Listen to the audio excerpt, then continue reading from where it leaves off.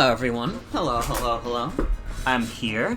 It's Friday. Welcome to tonight's stream. We're going to play You Are Peter Shorts. I made a promise. I said I would stream this game day one, and no matter what happened, no matter how the stream would change, I kept true to my word. I kept true to Peter. Alright? I wasn't gonna not play You Are Peter Shorts. It's not gonna happen. You're not gonna get that to happen. But I've been looking forward for this for ages. I saw the trailer for this game shared on Twitter, must have been a good year or so ago at this point. It was a while ago when that initial trailer dropped. And I was immediately hooked. You play as Peter Shorts, you're going around, a government agency has made a bunch of weirdo clones of you, and you gotta beat them up and escape with all your fellow Peters. You know what's fucking crazy, though? One of the only, Steam Curator shit is, so fake to begin with. If you, start a Steam group, you're automatically a Steam Curator. So, Steam Curation is not, a real review tool. Honestly, I would even say it's worse than, a Backlogged or a Letterboxd. Cause, I don't know, at least, Letterboxd and, Backlog feel they have that same spirit. Steam Curator is, faking being professional reviews. It's, fake as hell. It's, a bunch of random goobers who started a Steam group and they can say whatever the fuck they want about any Steam game.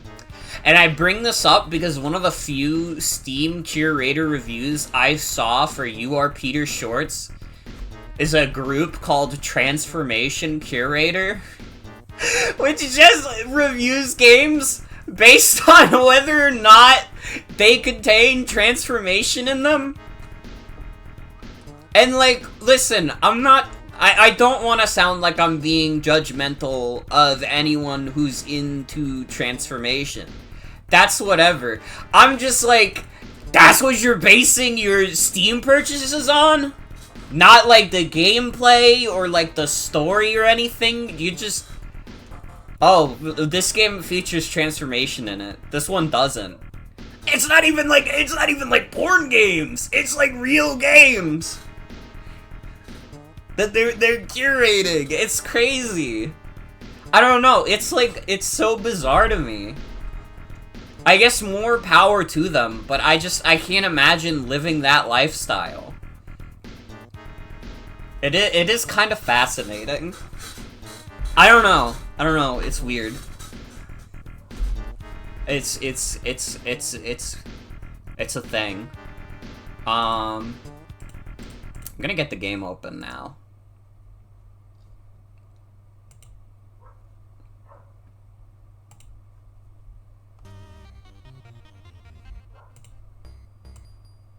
Oh fuck.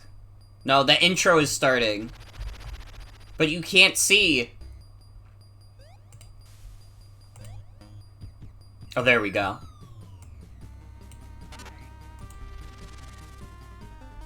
They're capturing him.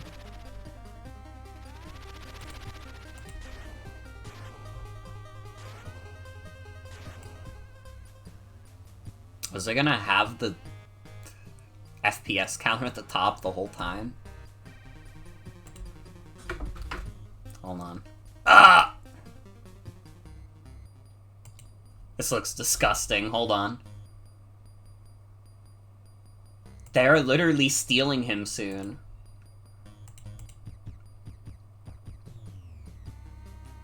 Hold on, I'm trying to take off the FPS counter. I like having it on, but I don't like having it on stream.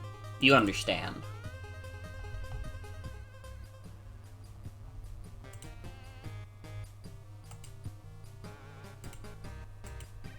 Oh, I can't even enlarge the window to get rid of it. Whoops. I guess I'll have to do it in Steam.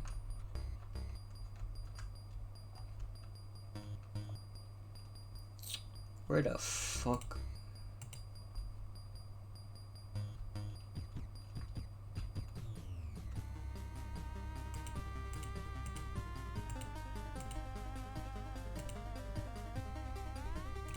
Are you having a stroke? In what regard? From looking at Dr. Phil? Okay, I got rid of the, fucking... thing. Peter? Yeah, Peter! This is Peter. Peter Shorts.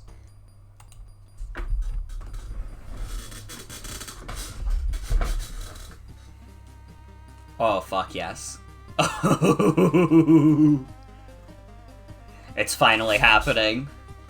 Finally, we are Peter Shorts. What are the games and extras? Oh yeah, the Peter Brawl, this game has like a fully fledged like multiplayer mode. Like basically a fucking Peter Shorts like fighting game with like 25 plus characters.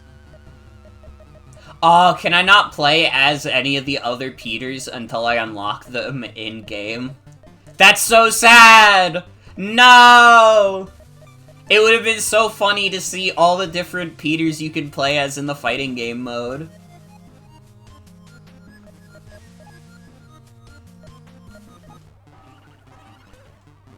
How do I get out of here?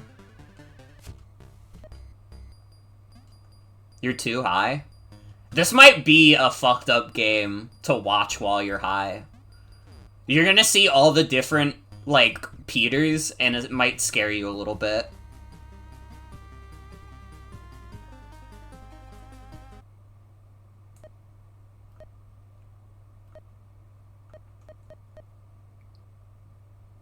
Dude, the absolutely happy platforms.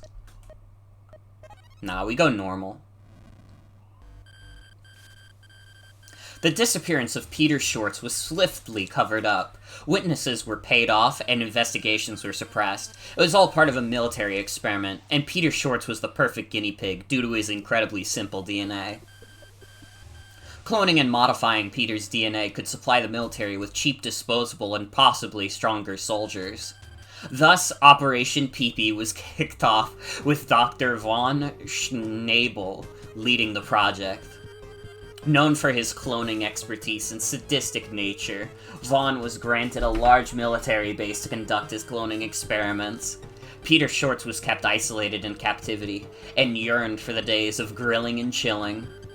Will Peter Shorts ever make it back home? It might take a miracle. I'm getting sad for him right now.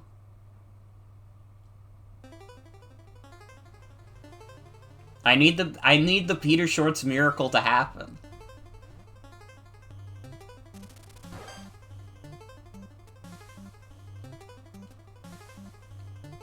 Oh, my Bugs, my magical fairy friend.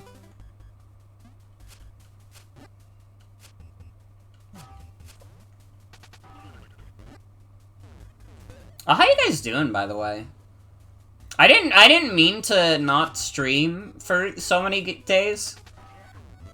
I was gonna stream Mario Kart a couple days ago, but I had, like, I don't know, man. Spring is finally here, and while I'm happy for, like, nice, like, warm weather, fucking... Dude. My allergies were so bad. Bit the fuck out of your lip right before the stream started? That's so sad.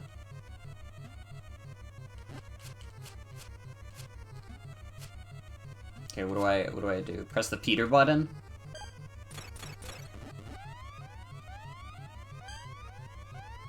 Dude, unleash the Peters!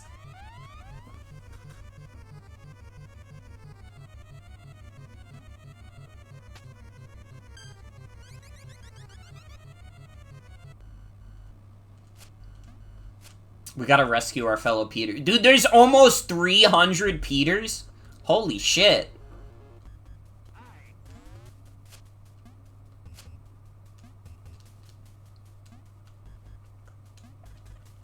Damn, we can't double jump or anything.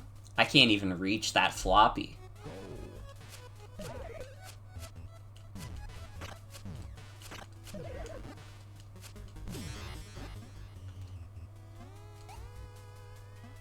And then our fairy friend helps us capture the other Peters. We have to save all our fellow Peters. Like this one.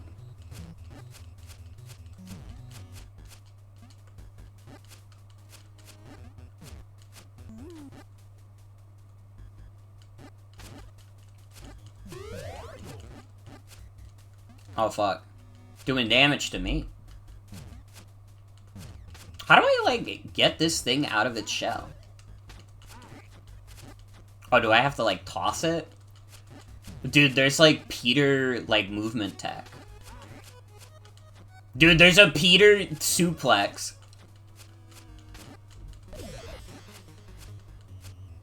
Let's fucking go.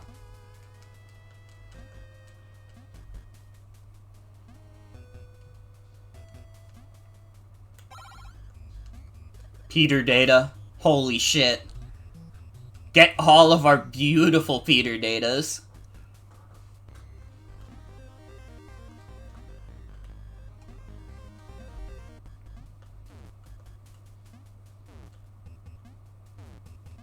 What's up here?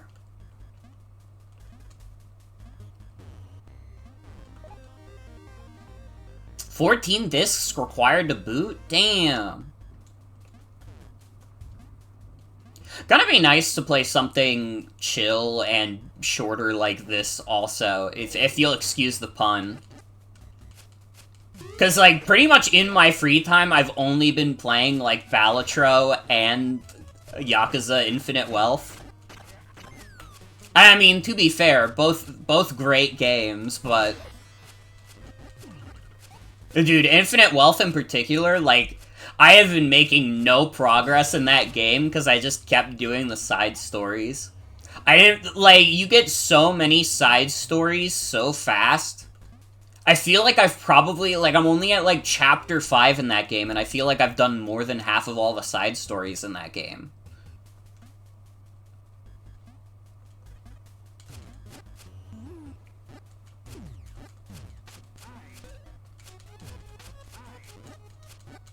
The fuck? He pushed me out of there.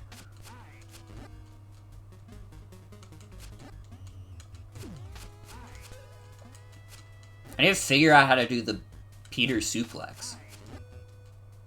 Like he's doing. I mean, it seems like the stomp hurts him. He hates that tech.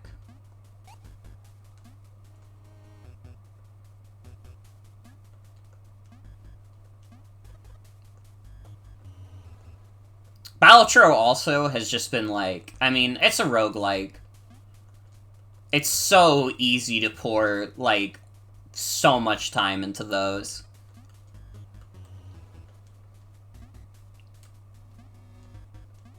What can I say? I never want to stop gambling. Especially with, like, the new patch. Dude, I'm kind of digging the new patch a lot. Especially because it, like, definitely, like, buffed the fuck out of, like, skip tags and such, which I'm very grateful for, because, like, I don't know, man. You guys seen my Balatro streams. My strat in that game, for a while, was just, like, never skipping, because it was almost, like, never worth it. But now that, like, a lot of the Joker ones are, like, free... It's like, hell yeah. You might even do multiple skips in a row. Because before, realistically, like, I don't know, Here's the thing, like, early on, skipping for, like, a rare Joker is, like, what the fuck? And then, like, playing later and, like, skipping for a rare Joker is, like, you probably, if you're at, like, Ante 8, you probably already have your run figured out, or you're going to die regardless of if you get a really good rare Joker or not. Also, hi Ray, welcome. You are Peter Shorts, to be fair.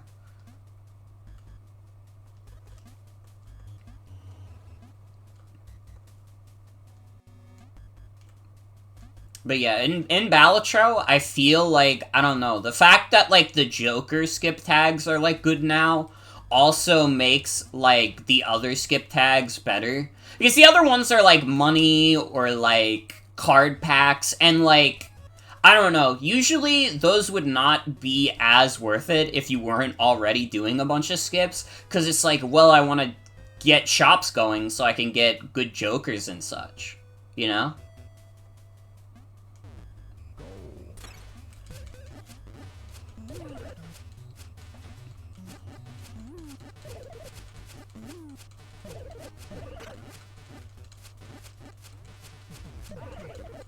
Dude, I have, like, the oil can Peter to fight.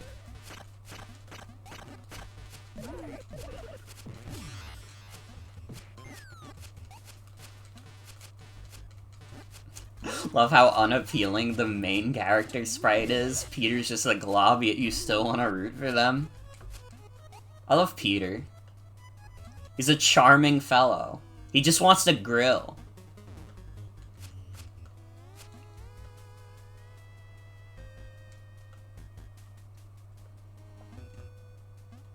I need to, like, play Tomodachi Life and figure out how to make, like, a Peter Shorts me.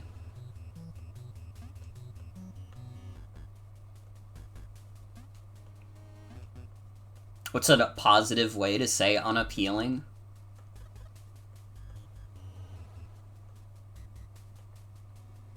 Appealing? Unconventional. That's a good one. Unconventional does not necessarily, like, dictate bad. It's just different. And, you know, different is good.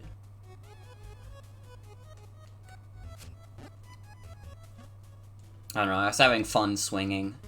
Dude, the fact that all my Steam notifications are gonna show up on screen, I'm not getting rid of them, though. I hope, like, you guys see, like, feel like I'm fucking this Fall Guy or some shit.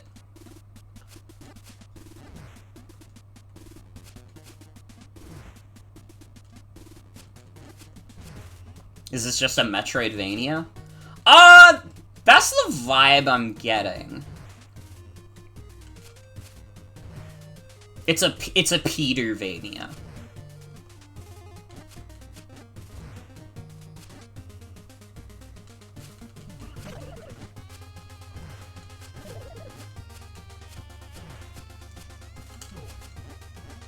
It's like a beat-em-up platformer Metroidvania type deal. It's a Peter-like.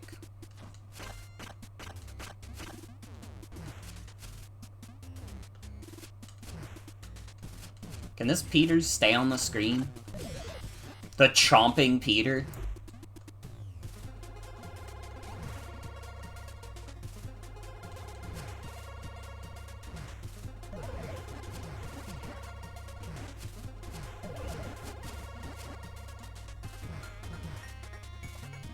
Stop firing at poor Peter. Oh wait, jump on top of the missile to get to that snail.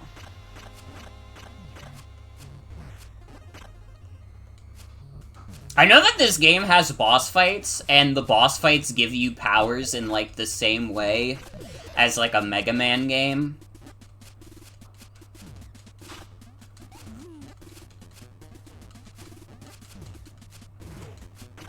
Collect all the Peter powers.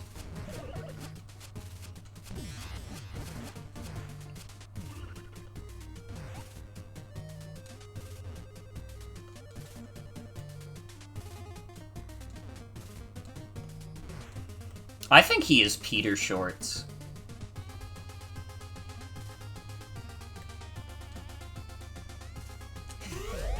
Listen, I was never Peter Smart. I'm Peter Shorts. Makes me more grillin'.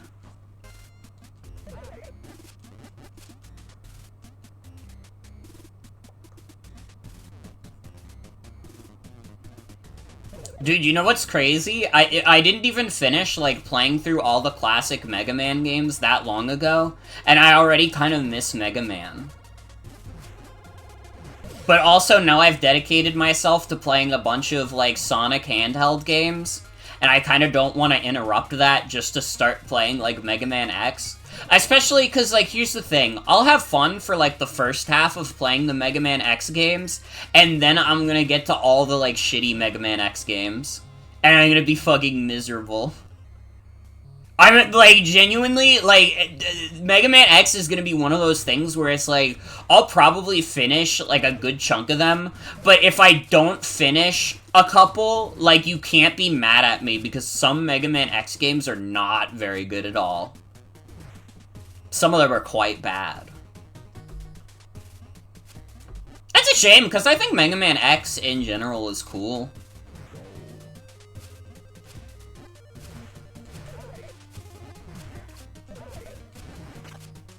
I mean, I've only really played Mega Man X1, but I like Mega Man X1. I think it's a good game.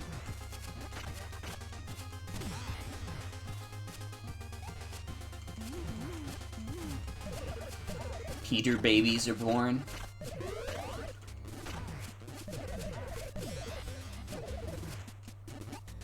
Gotta beat the one where they burn to the ground 50 times in the same boss fight. Isn't that the one that's, like, inexplicably, like, a 3D platformer? Honestly, that's... If I remember that game correctly, that might be one of the ones I beat. Because I feel like that's one of the easier ones. The problem is just that it's, like, a not very fun 3D platformer. Not so much that it's, like, hard. I could be wrong. Maybe that game is hard as fuck, and I just don't know it.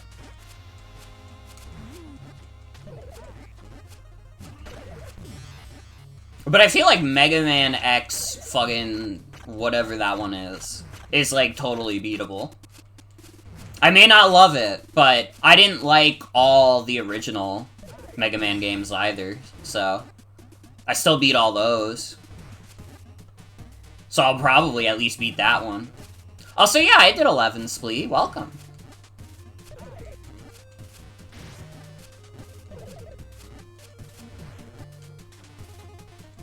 When I mean the ones I don't beat, I mean the ones that are massively text box based. Also, yeah, I like Mega Man 11. It was one of the few Mega Man games I had played before doing that marathon of streams, and it's pretty fun. It's pretty fun. It was in the top half. It was in the top half. It was actually, like, probably even, like, top 3. Just because, like, after playing through all the Mega Man games, it was so nice to play one that felt like it was, like, evolving the formula in some way. And not just, hey, here's the 8-bit Mega Man game again. You love it? And it's like, yeah, I do, but getting a little stale. I'm like... It's like 8-bit Mega Man games? Oh, fuck, wait, that's why they call it 8-bit, actually. You know, I didn't consider that. Mega Man 11 was so nice to have at launch, and now it's the only one we've gotten in 7 years. Yeah, it fucking sucks that Capcom has really done nothing else with Mega Man since. I mean, they've continued doing, like, legacy collections and stuff, but in terms of, like, new games... Mega Man 11 from 2018, everybody. That's new. I wasn't even, like, streaming on this channel when Mega Man 11 came out.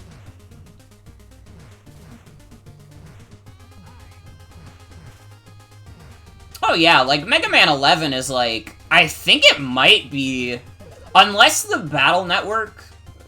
Oh shit, it sold 3 million? Really? That's actually more than I thought. Is it really 3 million? Damn.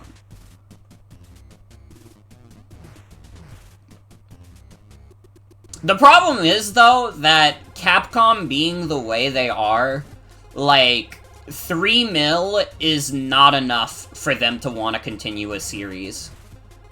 Because they have, like, Capcom has multiple, like, huge blockbuster IPs.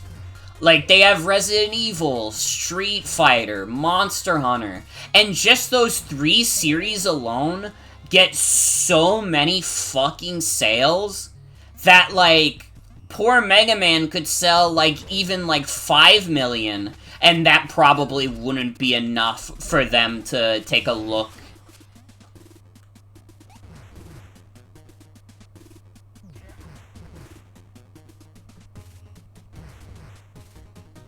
Don't know if it might be that as much as it seems Mega Man's biggest champions in the studio keep moving on to new things. Maybe. Maybe I'm being a little conspiratorial, but I don't know. It's definitely, like... And, like, even, like, those, like, big blockbuster IPs that Capcom has... Like, even then, sometimes they release a new entry in those series, and they sell, like, 7 million units, and they're like, we were disappointed with the performance of this game.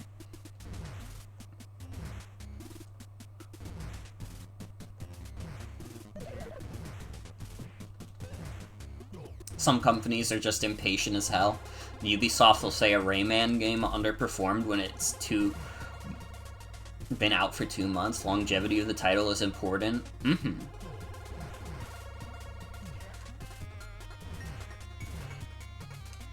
Crash 4 was not doing well at launch, now it's at 5 million units. 5 million for Crash 4 is pretty good. That game's sick.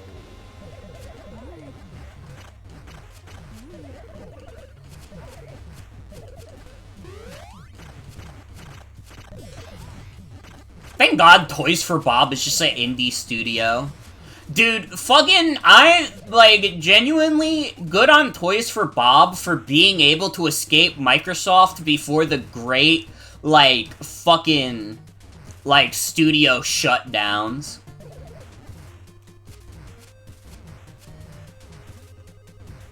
God, it really has been quite some time since I streamed because I haven't talked about the fucking Microsoft's whole business.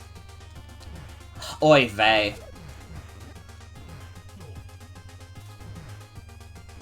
I call him Matt Booty for a reason. Fee you.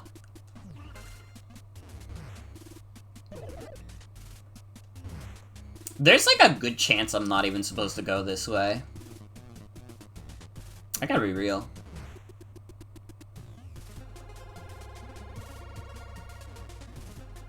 Because again, when you fight bosses in this game, you get like Mega Man type power-ups. So I'm thinking, I don't know.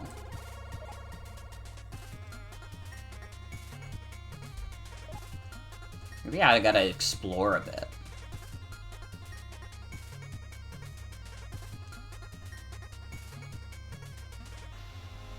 Crash 4 is honestly one of your favorite platformers ever, one of the few that put up with every repetitive step that game has with its hundo percent. I respect that.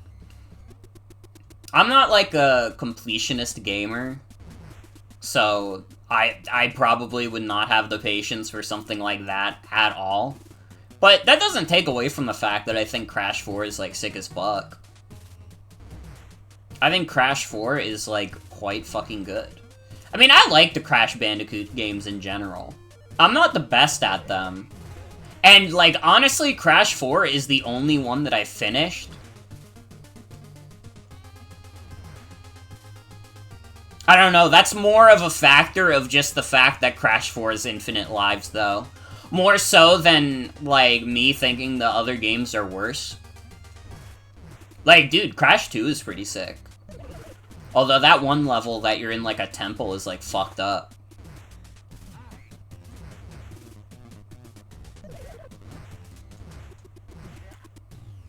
Totally understand if people are like, fuck this, with a game with that good of movement, it's just fun enough for you to go far with it.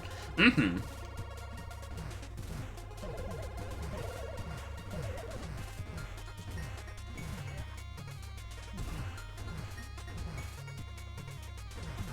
You know what's crazy? I don't even remember which levels have, like, the jetpacks in Crash 2. Maybe one of these days I gotta do, like, a gauntlet stream of, like, old Crash games. Probably just, like, I don't know, in an emulator or something.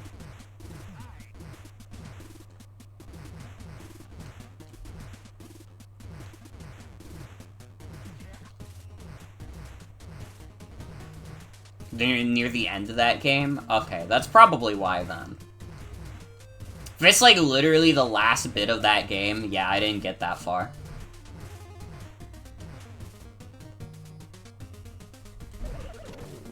Enemy Peter spotted.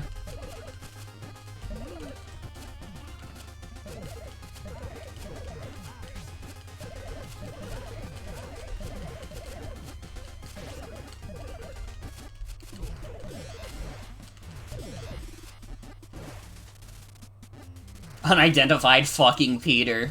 Blow him up now.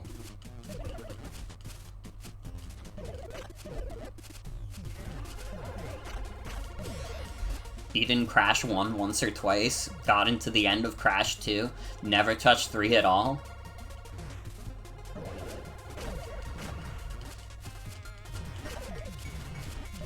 Yeah, I've heard good things about 3. I know 1 is a little fucked up. Crash 1 is a little bit of a fucked up game.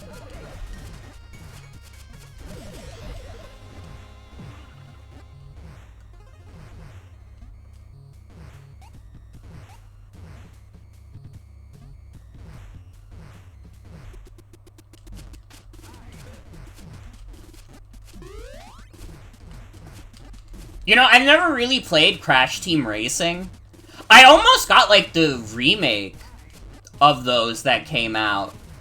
But, like, I didn't because, like, Activision, like, pulled some shit after launch where they gave that game, like, insane microtransactions.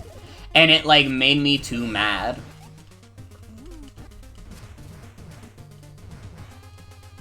Oh, Peter, we're really in it now. With the 1 HP.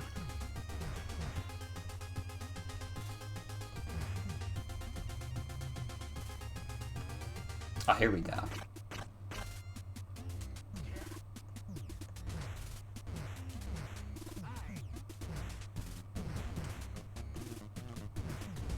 One of these days, I'll give the original Crash Team Racing a shot. Is that on PS3? Because I have a PS3 now. I could buy it on that, while the PS3 store still exists. Pretty sure it is. Let's go!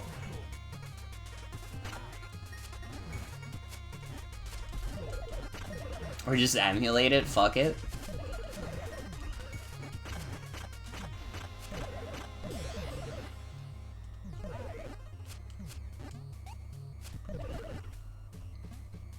Well, it would be the PS1 version on PS3, wouldn't it? Because the remake was like PS4.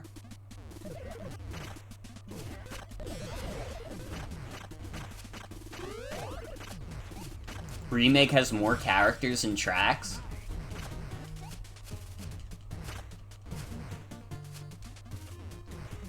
I don't know, you gotta keep in mind, like,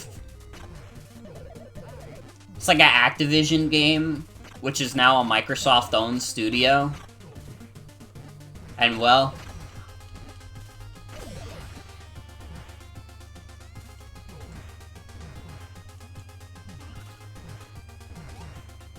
they haven't even put that shit on PC.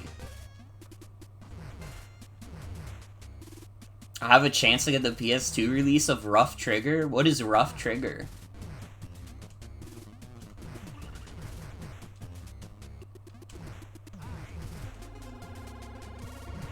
Oh, this is a little bit of a devious jump.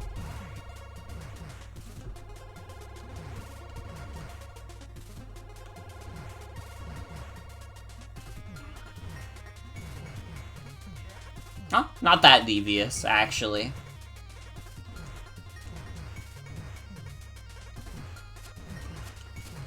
Oh, enemy Peter spotted.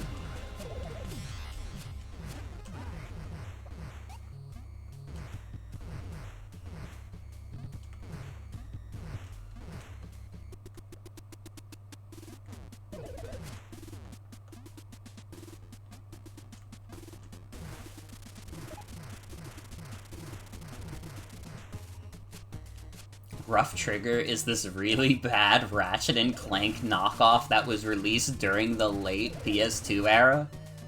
Has funny as hell cutscenes. I see.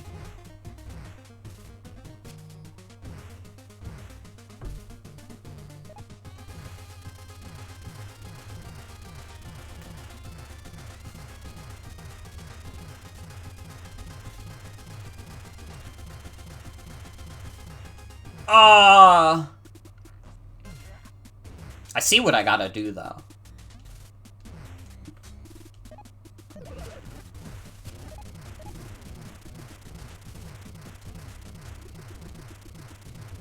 I'm with it. I understand Peter's trick now.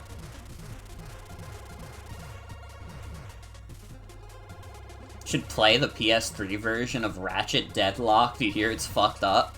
Is that in the HD collection? Because I own that. I own that shit. It is not? Damn. Alright. Well, better not... Better luck next time.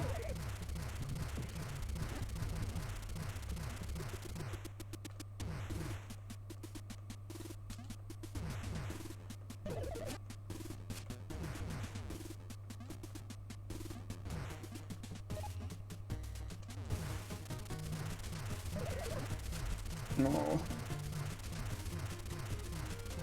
Dude, honestly, I could dedicate the rest of this stream to just talking about how much Microsoft, like, fucked up in, like, 2 days.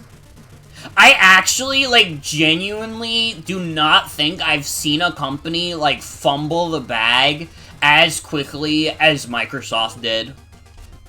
Just, like, almost immediately, like, going from, like, oh yeah, that's Microsoft, to, like, enemy fucking #1 in the game industry.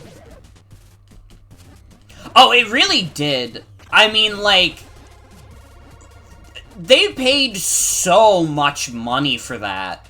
They paid, like, a stupid amount of money for Activision Blizzard, and, like, it was never gonna be worth it. Can tell Microsoft execs are real mad at them and are asking for profit now. And that shit is just not gonna happen.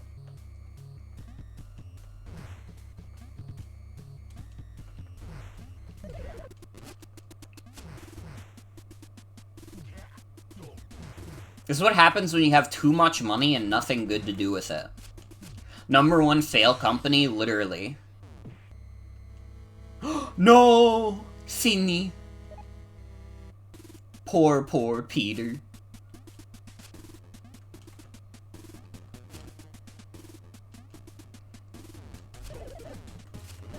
They really are, like, the #1 fail company right now.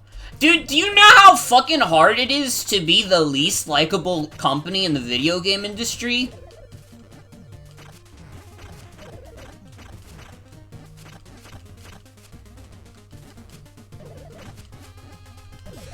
Dude, honestly, like, Nintendo kind of went crazy with them, like, timing, like, saying, like, yeah, we got the Switch 2 in stock, because, like, it immediately got followed up by them no longer being, like, the #1 enemy in the big three. Like, they announced that, then Microsoft fumbles the bag, and it's like, it's all coming together for the big N. It's, like, so easy for them now. It was genuinely one of my things, was, like, with Nintendo, it's like, yeah, everyone's showing their ass, 100%. With Nintendo, it's, like, something that people do not mention, probably because it kind of gets forgotten these days, especially by people who love to pretend like Nintendo was always so nice, and they were so much better during the Wii and DS eras, or whatever the fuck. Like, Nintendo was kind of on everybody's shit list towards the end of the Wii era. For a multitude of reasons. Some of that reason just being that they were, like, dipping so much into the casual market. But also shit like their horrible, horrible stance of, like, indie games at the time.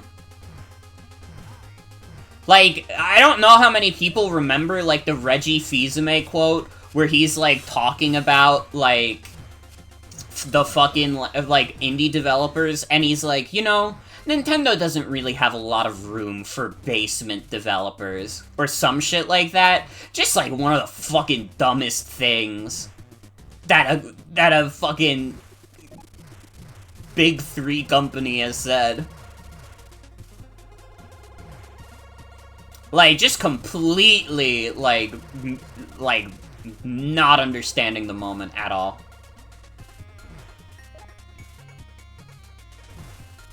With the WiiWare constraints, he was right. They literally didn't have rooms for the games. That's true. Also, yeah, WiiWare games had to be fucking tiny. And most, like, indie games coming out weren't that tiny. But, like, again, this was going into the Wii U era, where they had said this shit, and that shit just, it's not gonna fly.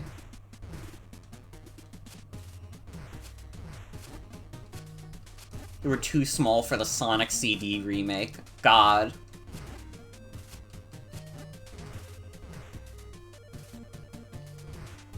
Is that why Meat Boy didn't come out on Wii? Good God. Absolute Nintendo moment. Also, yeah, around that era is when people started, like, dude, the early Wii U era, where the Nintendo Partners program existed, and, like, their treatment of, like, YouTube in general at the time, it fucked them so hard.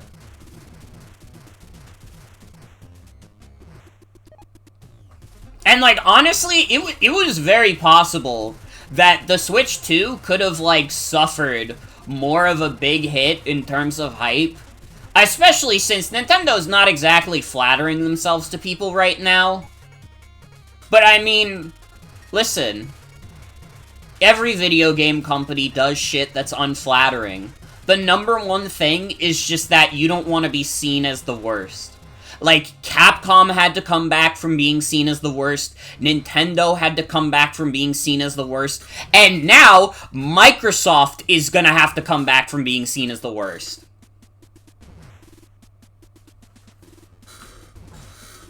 Like, they're gonna have a hell of a battle ahead of them when they're already kind of fumbling.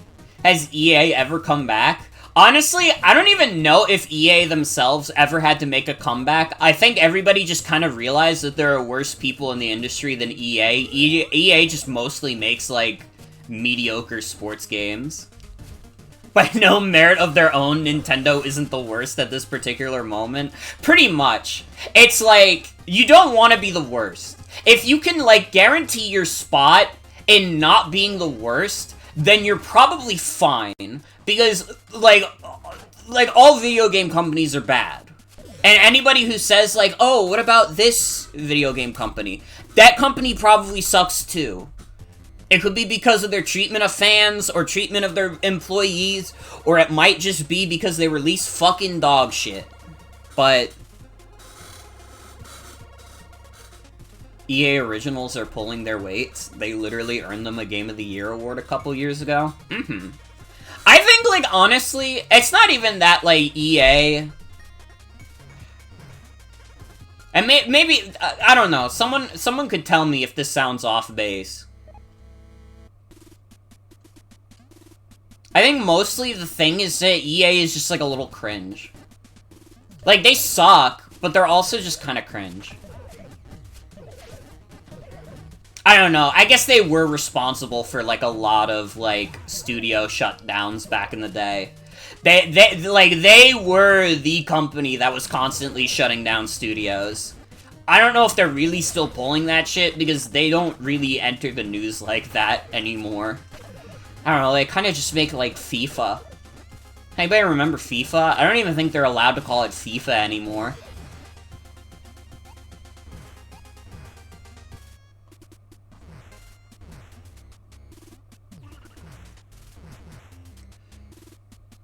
Still think people hate most of their output that isn't sports or Respawn games. EA can be bad, but they haven't been horridly bad lately. The worst they got was shutting down Pandemic years ago.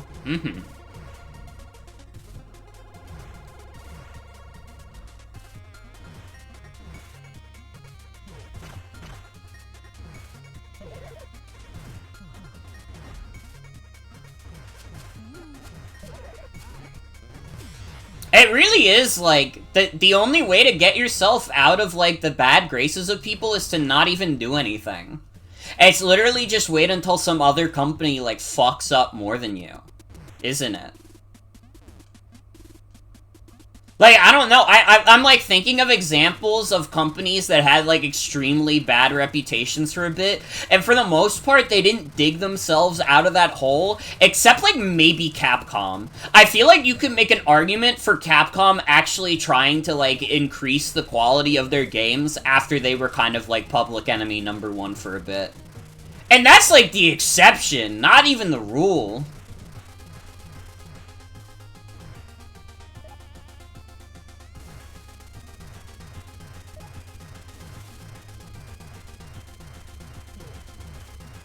I think Square Enix is starting to try, but we'll see how that goes. See, I don't even think Square Enix is considered, like, one of the worst. And, like, maybe they should.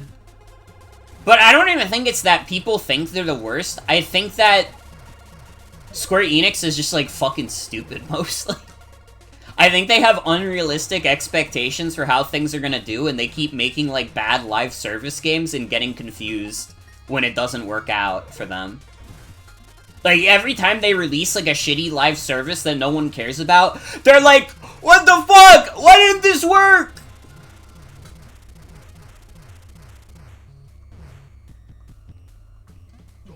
Like, I gotta be honest, I think their live service games are, like, so unsuccessful and, like, so unlike them that people don't even register them as, like, Square Enix projects. You know what I mean? Like, yeah, just, like, make RPGs. And then, like, people will be happy. Like, people were happy to buy Final Fantasy 16. People were happy to buy FF7 Rebirth. Just keep it up. Just keep doing, like, you got, like, Dragon Quest. You got shit like that. Like, it's easy.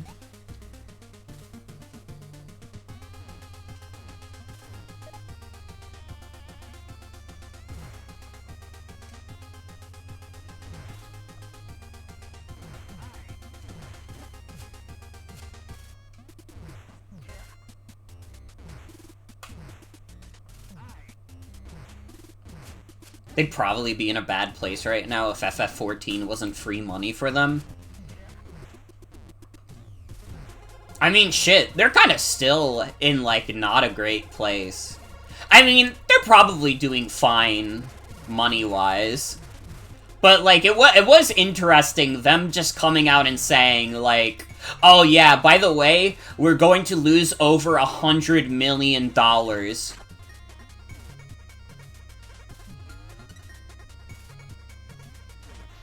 And, like, thinking more about the quote, I think they just meant in terms of how much money they were losing from, like, shutting down all these shitty mobile games and, like, live services that they had made over the past few years that have just not been working out. But it's still, like, come on. Yeah, I did talk about that briefly. I've wanted to do more of those commentary-type videos. It is a little hard to find the time, though. I don't know, I will admit, and, like, I'm not gonna get too personal, I've been having a little bit of a hashtag bipolar moment. So, my brain's been a little scattered, but I like to think that I'm still being entertaining. And I'm okay, I'm feeling good. But it's just, it's one of those things. I blame Yuji Naka. I also blame Yuji Naka. And hi, Moon, welcome. Blame the Dragon Quest producer for being a jealous hater who doesn't see the appeal of one-button gaming. Honestly, real.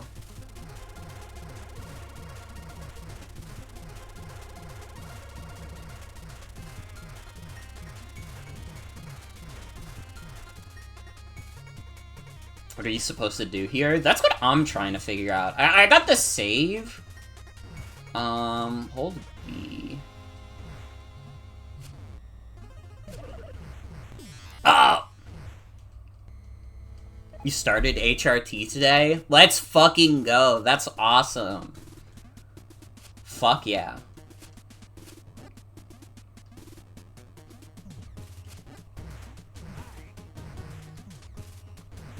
Dude, once I get off this Hell Island, like, that's gonna be me. 100%. Like, at the earliest convenience, I'm doing it.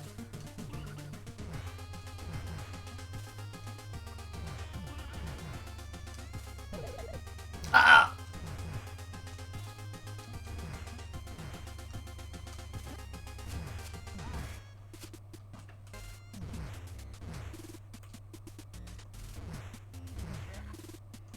Wish the gym internet was better, because stream keeps pausing, but you can hear most of what I'm saying.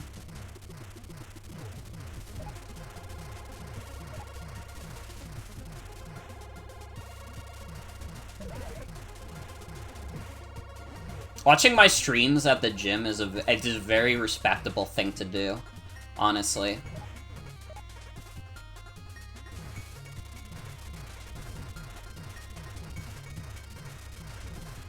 Fingers crossed I get out of there soon. Thank you. I mean, Jen is graduating very soon. Our plan was to try and move in together at the end, not the end, by, like, sometime next year. It is partially dependent on, like, Jen getting, like, a decent job before then, though, which, with the current job market, who fucking knows? I mean, they got a good degree, but, again, with the way the current job market is, I can't even find a shitty job to replace my current shitty job.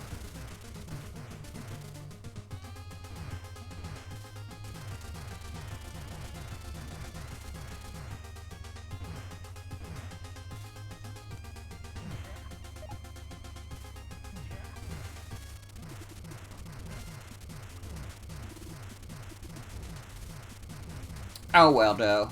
Oh well.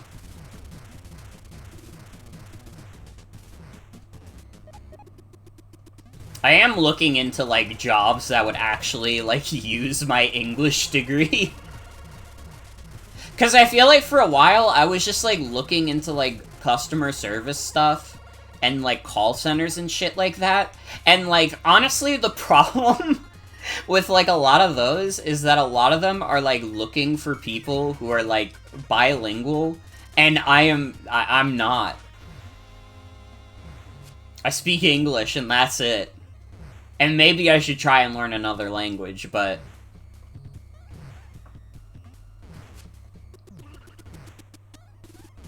Oh.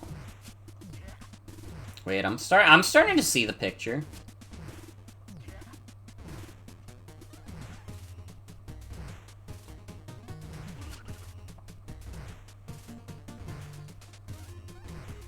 Now the question is, do I have the prowess to do it? I fucking do. I'm a genius. Am I actually the wisest Peter Shorts gamer? Am I literally Peter Shorts?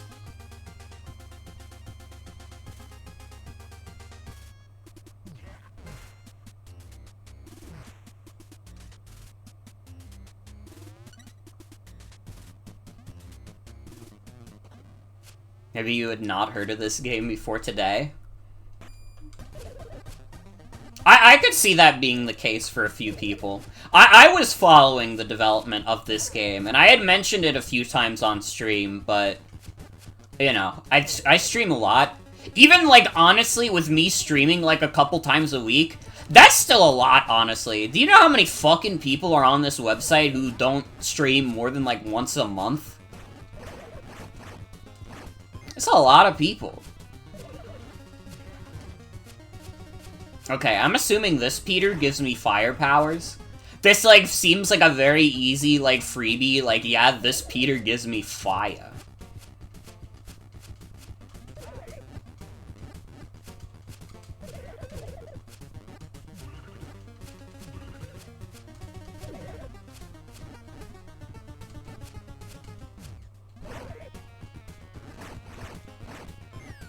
Fire!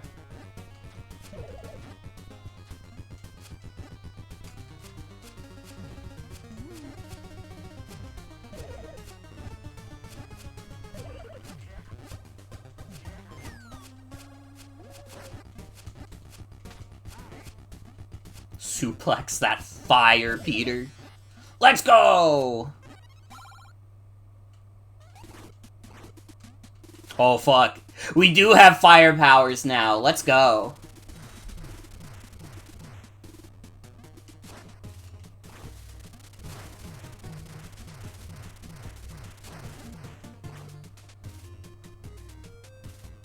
Dude, look at how stanced up my Peter is now. I love this little guy.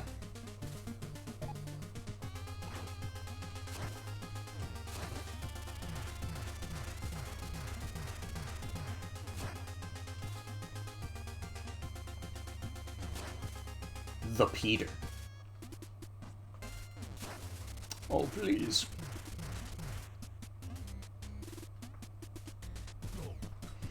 He's got the long legs and boots that Patrick has at the end of the SpongeBob movie. Real.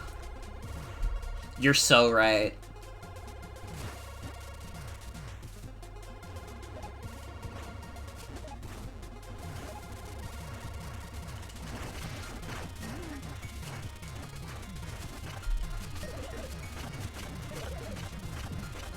Oh fuck, get the Peter data!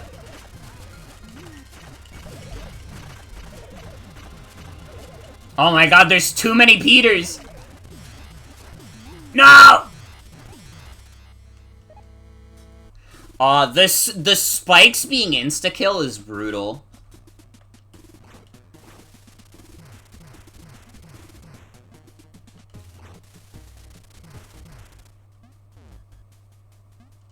What is that? What is that?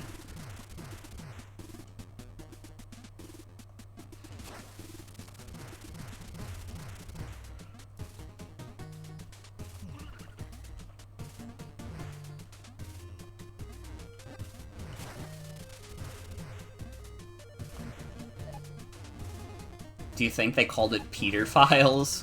Ah! I regret saying that out loud.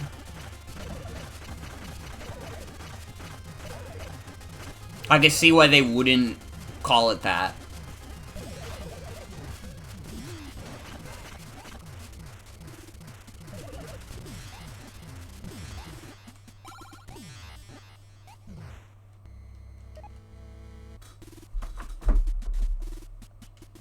Jesus Christ.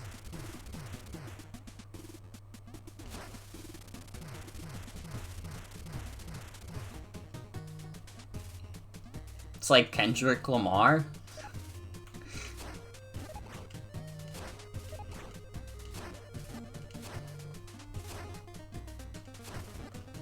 Kendrick Lamar fan seeing you or Peter Shorts for the first time.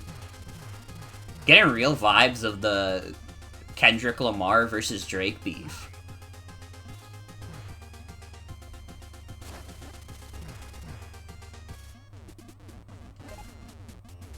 It could be true, though.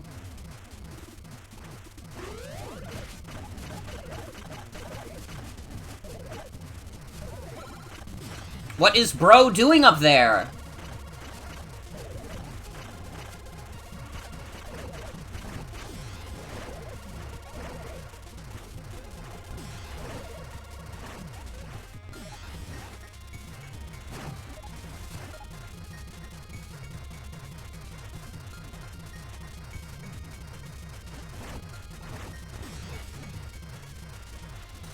This is the optimal way to get all the Peters.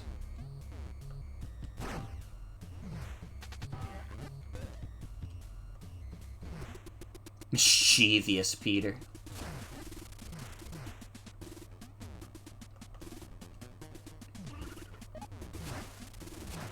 I must admit, even I am charmed by a mischievous Peter. Yo, secret?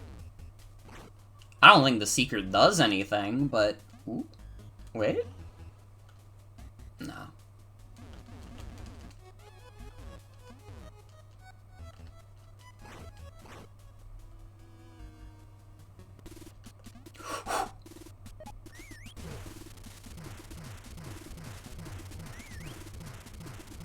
What does that do?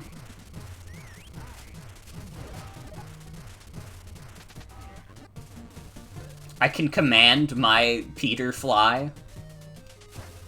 My beautiful, lovely Peter fly.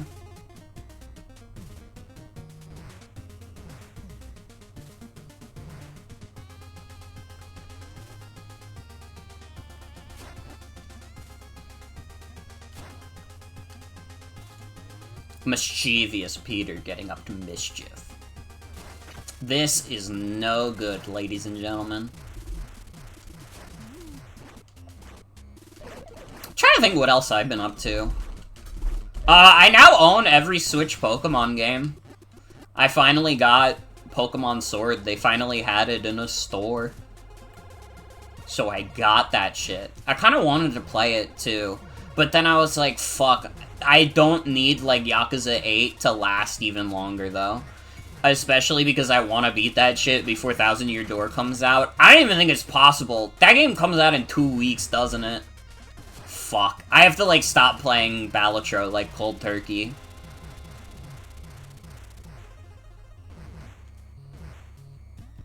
Imagining the Jeff Goldblum version of the Fly, but he's a Peter.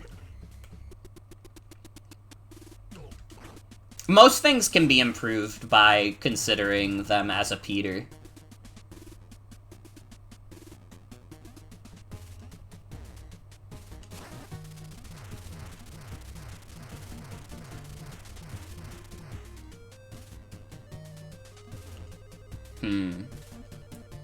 That's tricky.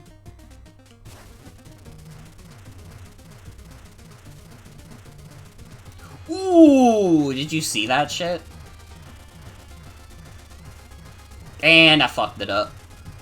Damn. This is a tricky-ass room. This is not an easy game. I don't mind. This game is quite tough so far, though. I must admit. I mean, what? We're, like, almost an hour in. I've only beaten, like, one boss. Just because I keep getting stuck in places. I mean, hey, if the game's good, I don't mind if I get stuck in place for a bit. You gotta be the best to be Peter. That's true. Honestly, real as fuck. Oh no. Oh no.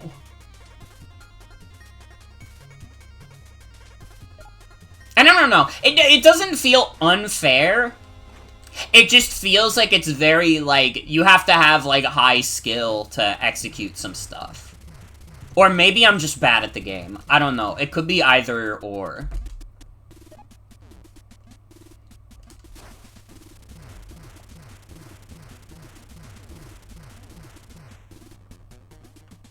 But yeah, I'm realizing if I'm gonna be doing this and I also have Dr. Robotnik's Ring Racers to get back to, man, I gotta, like, pick up the pace on streaming a bit more.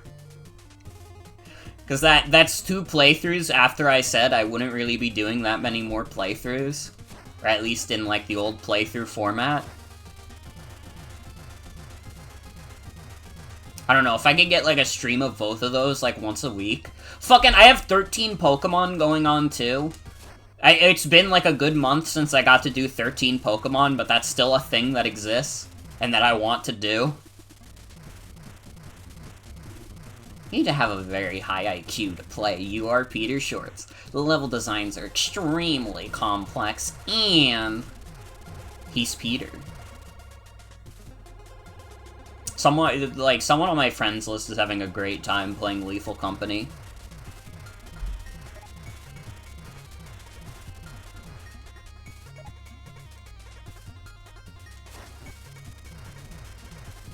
"13 old Pokemon games. If only you could beat them all at once."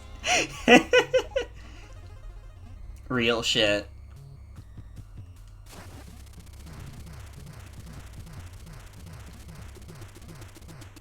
I mean, fuck, that was, like, the first part of that was, like, my birthday stream, and now tomorrow I'm going bowling with my older sister for their birthday. I mean, to be fair, it's not like our birthdays are that far apart, but that's like, damn, I need to pick up the pace on that shit. And it's just been a little hard to wrangle the troops for that. But it might be easier come the summer.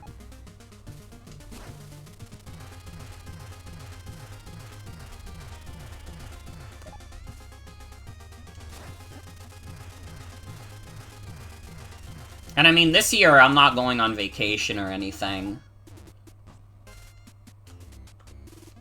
Not as far as I know, anyways. I don't know, tomorrow I could decide, you know what? I'm really feeling Wisconsin today.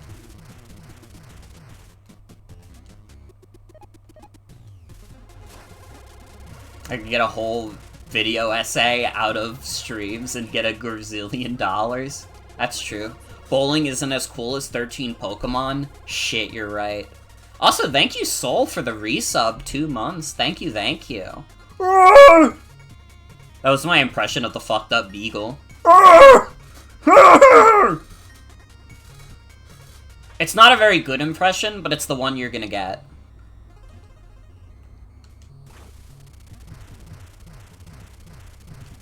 There's bugs in him. What?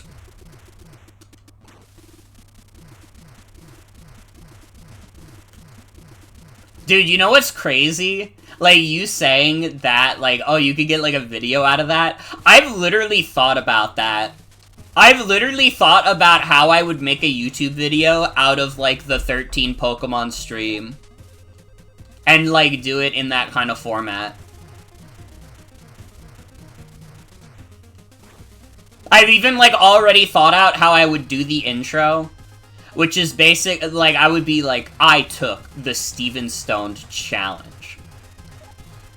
And I'd have to explain what the fuck the Steven Stoned challenge is. Because I really, like, here's the thing. I really think there needs to be, like, a video essay online that explains what Ilasgok was. Because if you don't know what that is, like, it's a whole rabbit hole. And, like, it's not even, like, 100% relevant to the story. I just need it to happen. Have to Photoshop a picture of Pikachu that turns his frown upside down? I would never do that. Pikachu is too honest of a soul.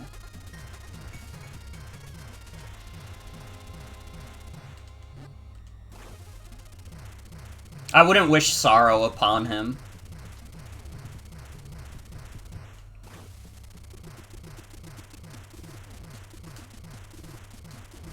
Oh, let's go! Fire Peter's super move, Flame Spurt. Charge your fire attack to hurl 3 arcing flames. This can also melt ice below your feet. It needs a thumbnail of a fake Discord DM that's like, you will never play 13 Pokemon. Actually, here's the thing, when you say that, the first thing that comes to mind is the one time that, like, Sienna just, like, DM'd me out of context, you cannot speedrun GoDaddy. And I'm like, it would be so fucking funny to type, to just make that the thumbnail and have it be, like, unrelated to the actual video. But people might still click on it anyways, just because they're like, oh, it's a fake Discord challenge. I know those.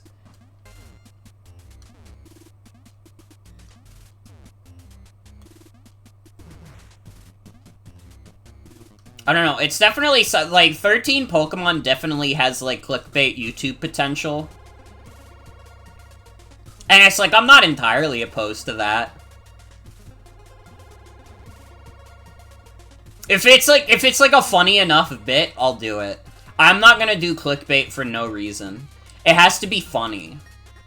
And I think 13 Pokemon is a sufficiently funny enough reason.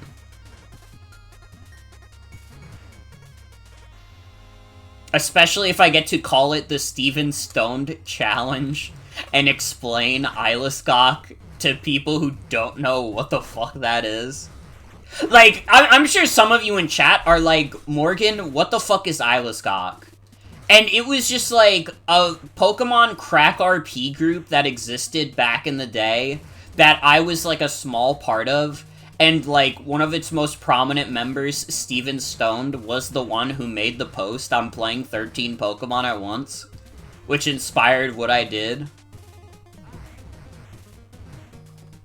Ilascock also refers to, it's like a simple game of chess, which is a quote from, I think, the second Pokemon movie.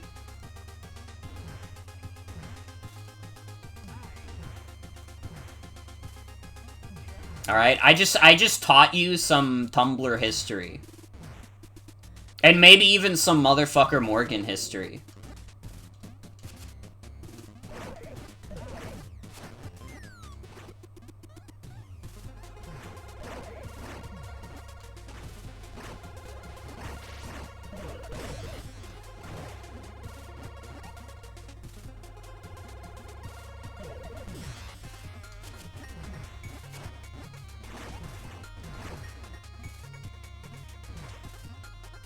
Wasn't prepared for Super Fire Peter. Literally. I have no idea where I'm going, by the way. I'm like going in a circle right now. I don't know which way is progress currently. But that's okay. We take our time with Peter.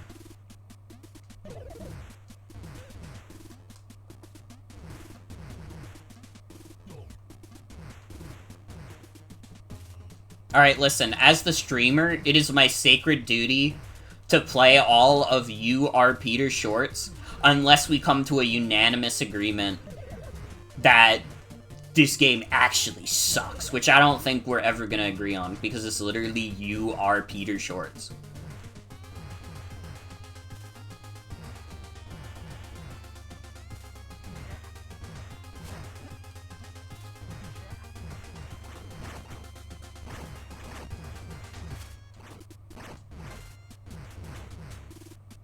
Is there, like, a hidden Peter under these, like, cones?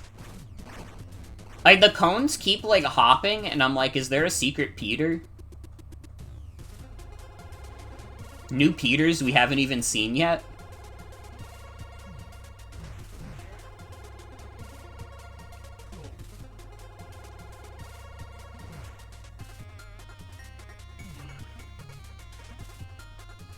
Oh wait, I don't think we've been in this room with Fire Peter yet.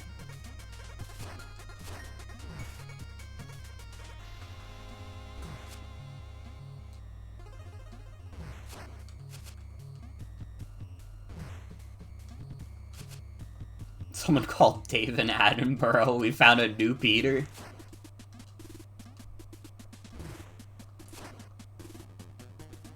Oh, you know what?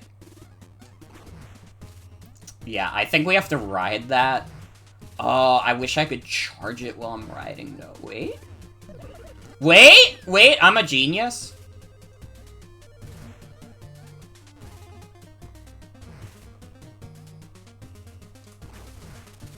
Oh my god, I'm literally the smartest person ever. I got more Peter data! Oh my god.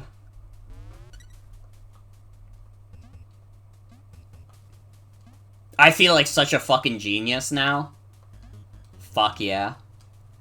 See, that's what I like in a game. A game that makes me feel like a genius.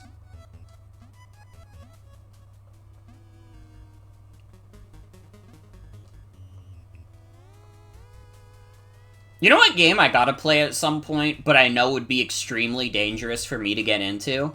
I gotta play that browser game, Pokerogue, the Pokemon roguelike, that someone dropped.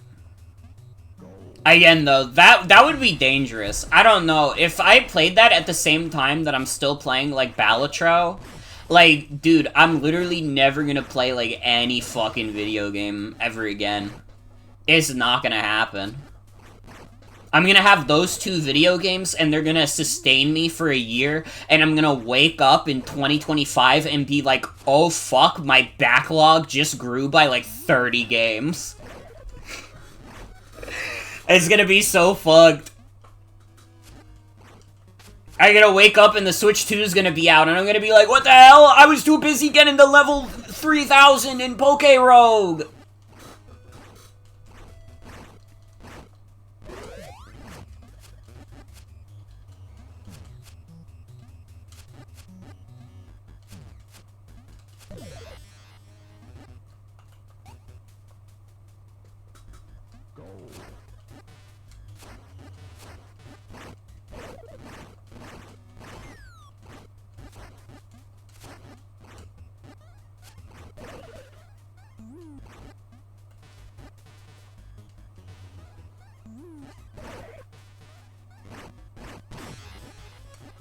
Literally not ready for the Super Fire Peter attack.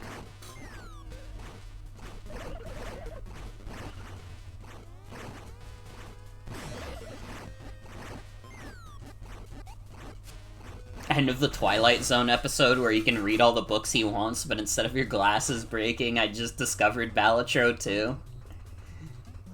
Like, actually, though.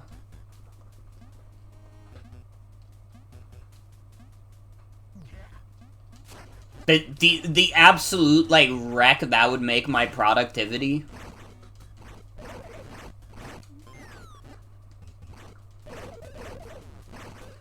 Dude, it's honestly a good thing that Balatro didn't come out a few years earlier. Imagining if Balatro came out around the same time as, like, Isaac Repentance while I was, like, still in college, dude, I would have fucking failed. If I was playing both Isaac and Balatro at the same time, it'd be fucking over. I wouldn't be paying attention to any lecture because in my mind, I would just be seeing, like, Isaac runs happening and, like, different card combinations and such. My life would be fucked.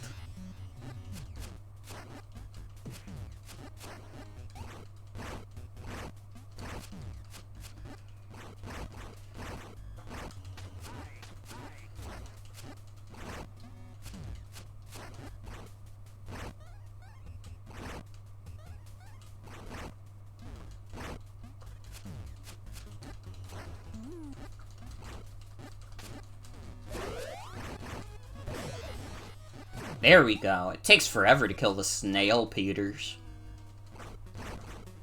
Especially if they're under a fucking platform like that.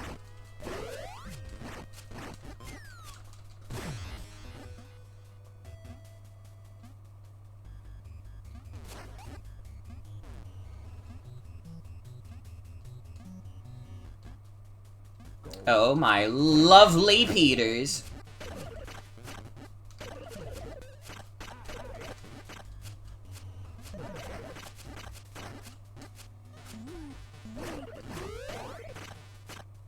Fuckers, I'm trying to do my special charge move.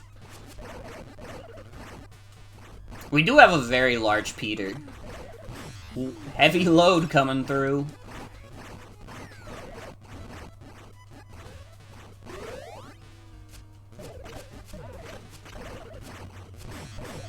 Why does Peter, the biggest of the Peters, not simply eat the other Peters?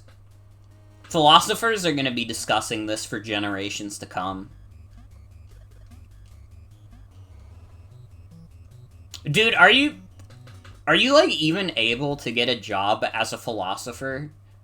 Or is like the only jobs for like being a philosopher like being a scam artist? Like being like a fake like self-help person who's like, you know, if you actually get really into tangerines, it'll improve your life a lot.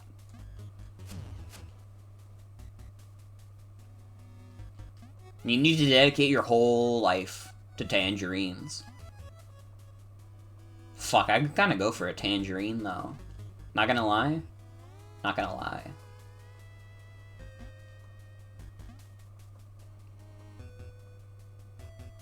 You can give speeches in the town square. Yeah, but anybody can do that if you're interested in politics.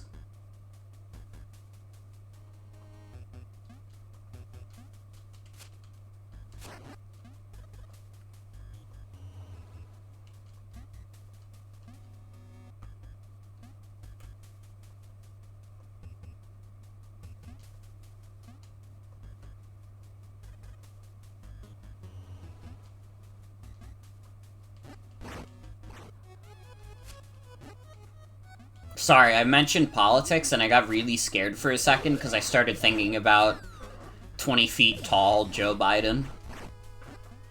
Do you know how fucking scary that is?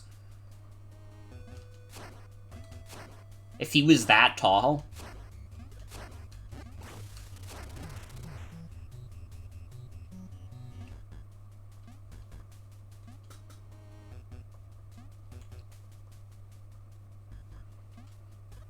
Your worst instincts? They're actually good and right. That's what I'm saying, though.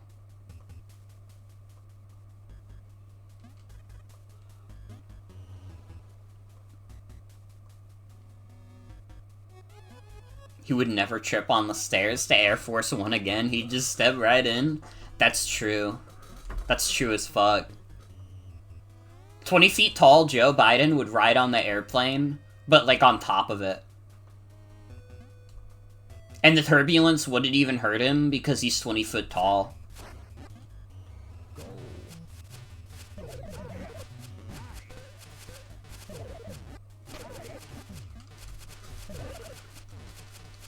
Oh fuck, my bountiful Peters! The bountiful Peters!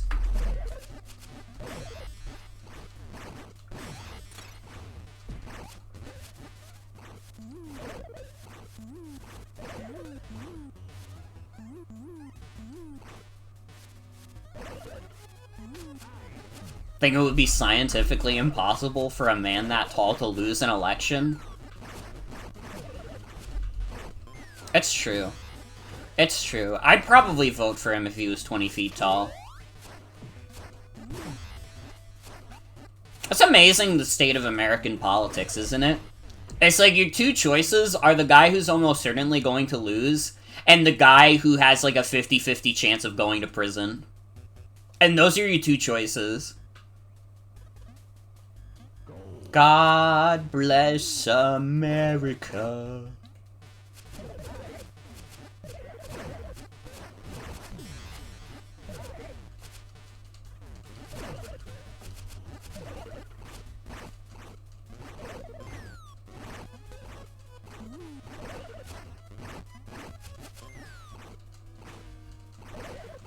Remain bullish on the criminal's chances, but yeah, sucks real bad. Yeah, no, I know what you mean. I know what you mean.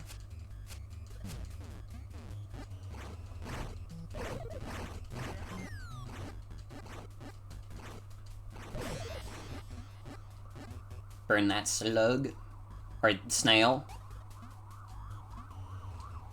Honestly, all things considered, I feel like in terms of the amount of Peters we've gotten... What the fuck? Good grammar. In terms of the Peters we've gotten, we're making good progress.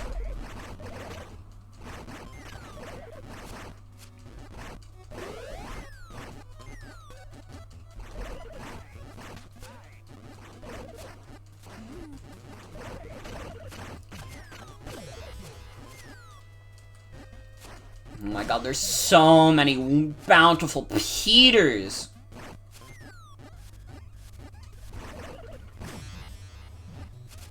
That tall Peter there, you'd vote for that guy? I don't know. I don't actually think I would vote for tall Peter. He's like the scariest Peter. Maybe I'd vote for him out of fear. But if it wasn't for that fear, I would not vote for tall Peter. I don't have any faith in his policies. But I might just be saying that because I'm really short, and I think his policy would be that I would be dead. For being too short.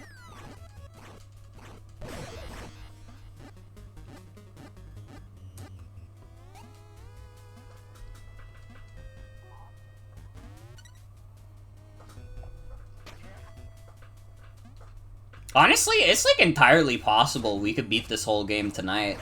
If we're just going off of like the Peter metric, I mean like we're pretty close to like a third. Maybe not tonight. Maybe I'll try to get to like half Peters. Maybe that's the goal.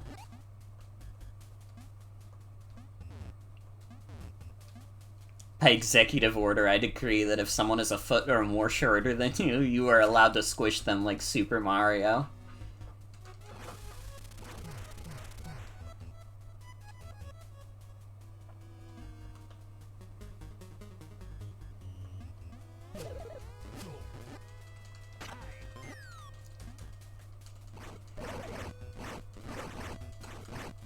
Burn the baby Peter.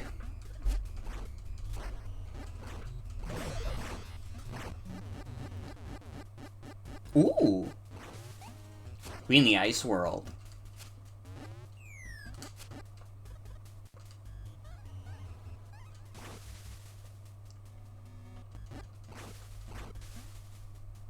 Snowy Peter Wonderland.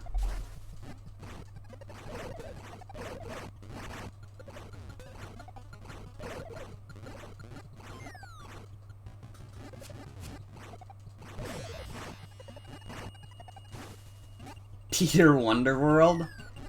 Dude, Peter Wonderworld is what Balan would have been if Yuji Naka wasn't fucking around.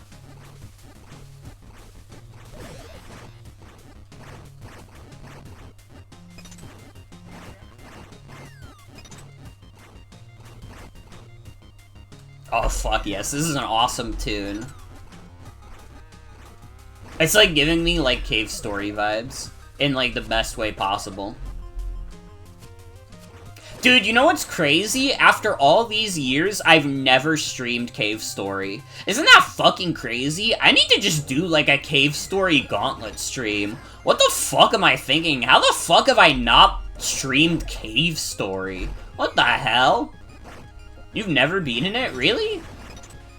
I've never gotten the good ending, because I don't care that much, but I still think Cave Story is really good. It's just that I don't feel like getting good at Hell. I've never had the patience to get good enough at Hell. Oh yeah, Cave Story Plus was like, for a while, it felt like a requirement if you had a Steam account. I mean, nowadays we know a little better that Nicalis is kind of poo-poo, but I feel like back in the day, like, everybody had Cave Story Plus. If you had a Steam account, you had Cave Story Plus.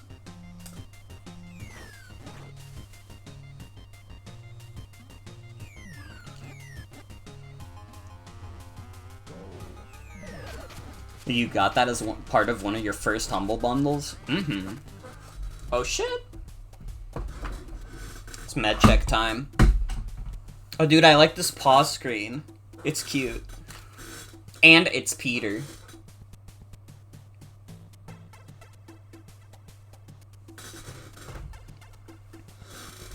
Dude, Braid, Meat Boy, Limbo, that was like, those were the indies. When the indie renaissance first happened, those were like it. Those were the games to have.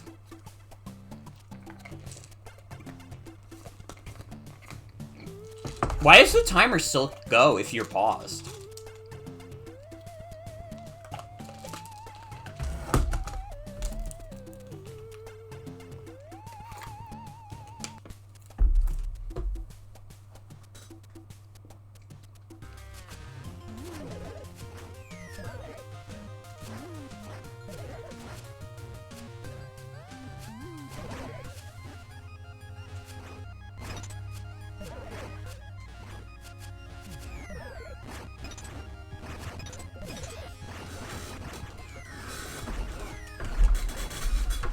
I was about to say, why the fuck was this guy not melting out before? I've absolutely ruined this Peter's day. The fucking frozen lizard Peter.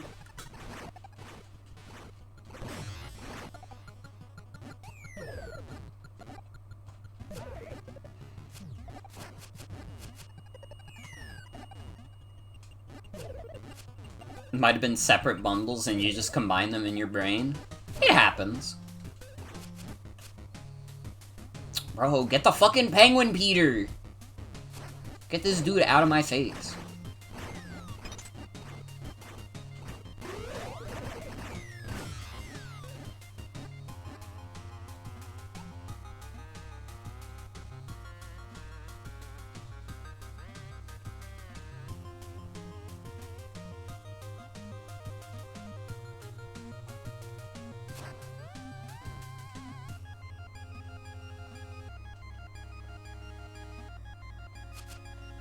Oh shit.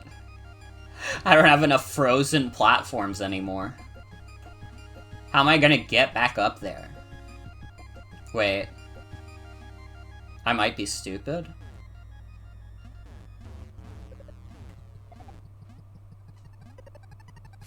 No, wait. How do I?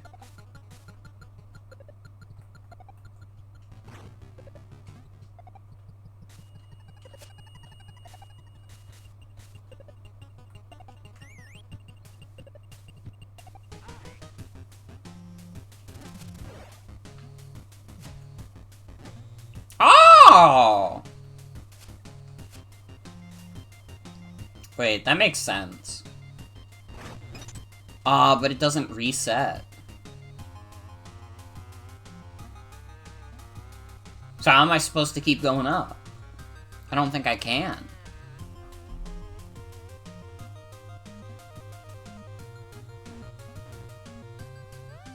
Where do I go, then?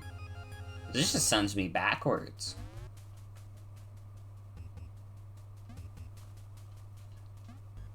I'll explore this way. There has to be, like, a Peter boss that gives you, like, better jumps. Now, where to find that Peter boss, I could not say. But there's been a few points where I'm like, this feels like a double jump, or like a wall jump opportunity. That doesn't exist because Peter doesn't have those abilities. Not yet, anyways.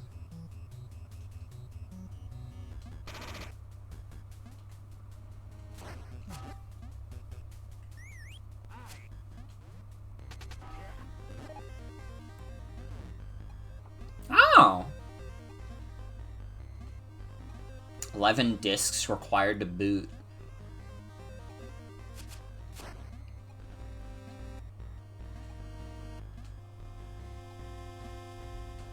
I just realized a problem.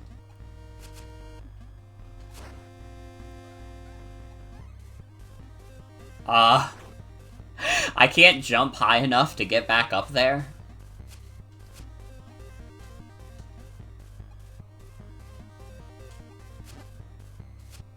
I feel like I have to be missing something in the controls.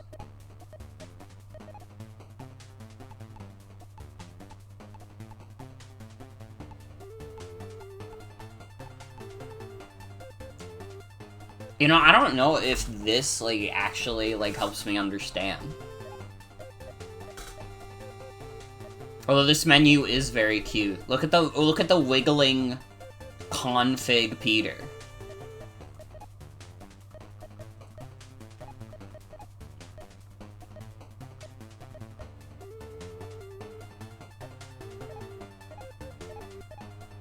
Dude, there's multiple border arts. I don't think the border art is showing up anyways, because I'm not...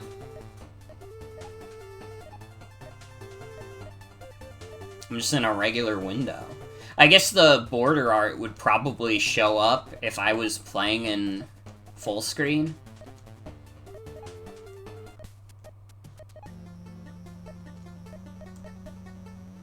Peaser. Lanky Pete. Dude, wait! Lanky Pete! Oh, fuck.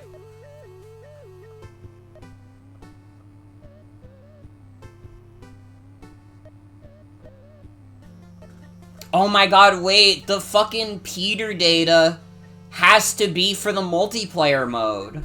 So wait, all of the Peters that you see in the Peter data, those are playable.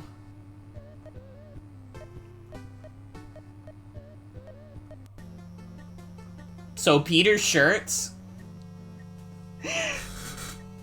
Dude. What's up, guys? It's Lanky Pete, and today we're playing You Are Peter Shorts.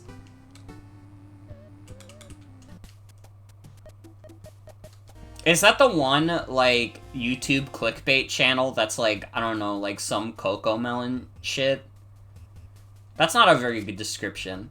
I don't know, it's like these two YouTube dudes that, like, do, like, super flashy, colorful, like, Garden of Banban type clickbait bullshit.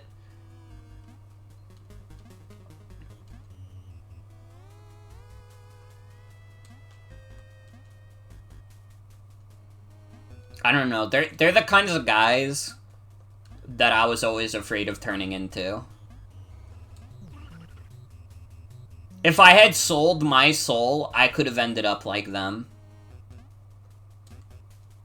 And that's, like, horrifying. We all need to be grateful of the fact that we don't live in a timeline where I kept doing, like, Sonic.exe videos so I could get, like, an easy, like, 1,000 views from, like, 12-year-olds.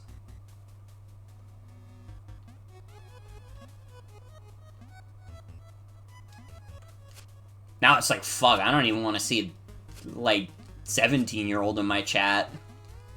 If you're not 18 plus, I don't know what to say to you. You're in the wrong place. It's like, dog, I'm 24. We talk about sex here.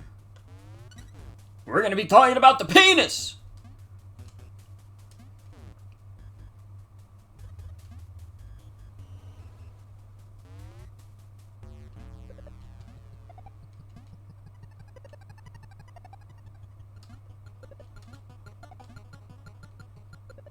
Does it really not reset anything?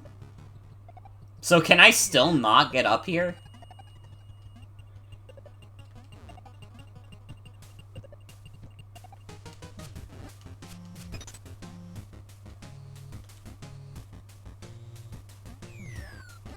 Oh wait. I can reset it, but I have to kill it first.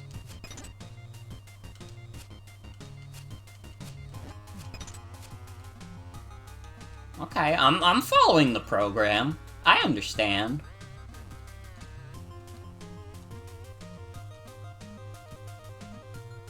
Okay, that one didn't reset, though. Okay, yeah, we still can't make progress here. We gotta go find some Peters elsewhere.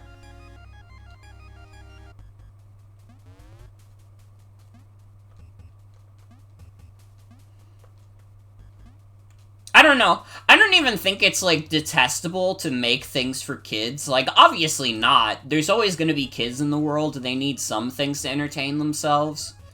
I think that making YouTube content for kids is detestable. I don't know. Like, YouTube Kids is, like, evil to me. I don't think I've ever, like, seen something that was, like, YouTube Kids oriented that wasn't, like, evil as fuck. Like, I don't know, it's all, like, junk food, like, fucking, like, crazy colors, and, like, Garden of Banban, Bendy and the Ink Machine characters, like, doing, like, 5 little monkeys jumping on a bed, or whatever the fuck.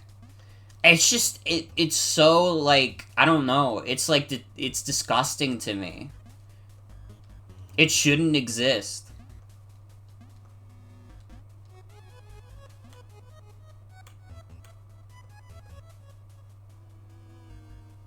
Like, kids should not have such easy access to this shit. They need to have easy access to, like, Cartoon Network so they can watch, like, Chowder. That's how God intended it.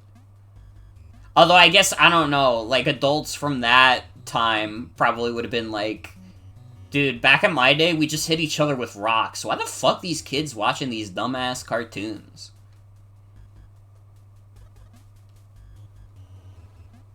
I guess it is true. Eventually, you do just end up becoming your parents. Except me, though, because if I had a kid, I would let them watch Ed, Edd and Eddy without question. My mom did not want us watching Ed, Edd and Eddy, because she thought it would make us, like, stupider. which is, like, very funny to me.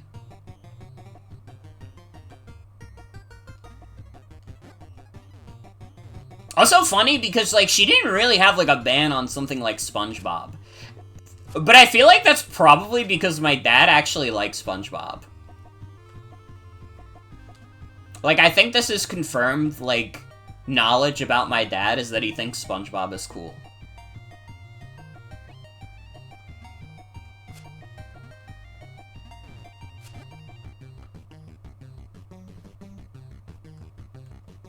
One of many people who were banned from watching Ed, Edd n Eddy.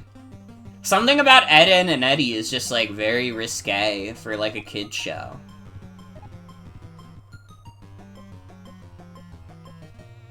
Mom didn't let you watch all that or the Amanda Show, not for any purported benefit for us, she just thought they were annoying. That's kind of respectable.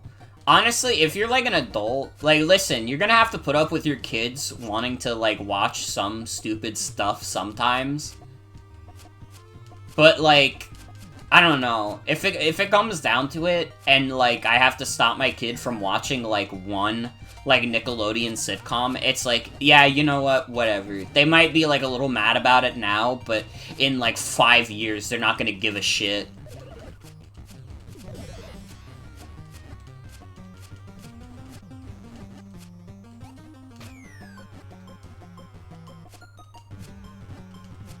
Oh, I bet I have to carry this over.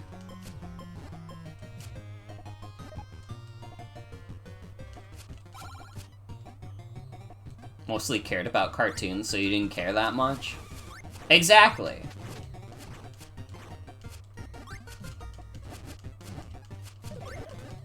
Still wanted to see why your mom hated them so much. I hate to say it because it is, like, fucked up what happened at Nickelodeon, but I bet, like, when that shit came out, like, I don't know. Your mom probably felt, like, a little vindicated. And, like, she wasn't gonna say it out loud because she's not, like, an online person. But she probably just thought to herself, like, I always knew there was something up. I always knew.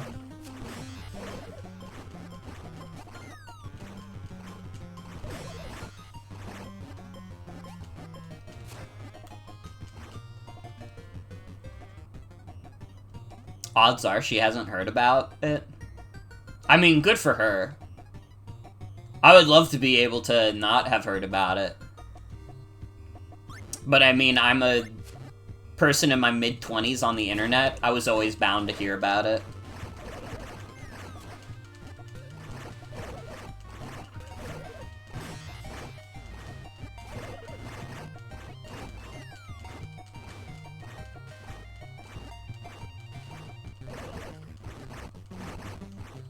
Like, some of the later ones, like Drake and Josh, so you still think she'd be disappointed? Mm-hmm.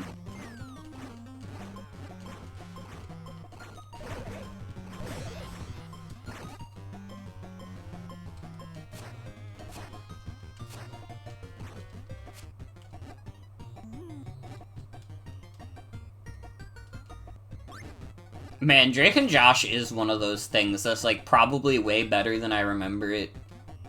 Or it's probably, like, way worse than I remember it being. But in my mind, I'm like, dude, Drake and Josh is, like, so peak. But it's probably, like, ass.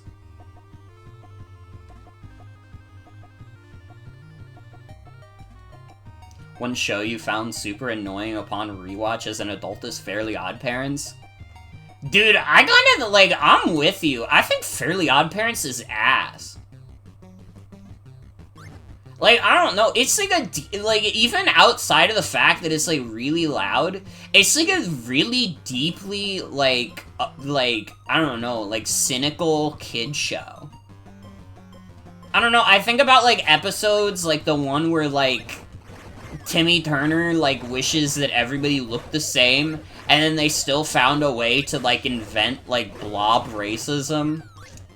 I think about the one episode where Timmy Turner, like, wishes he was never born, and, like, as a result of that wish, basically everyone's lives are made better. I don't don't know, there's like some fucked up episodes of that show that are like deeply like, I don't know, I can't believe they didn't like upset me as a kid.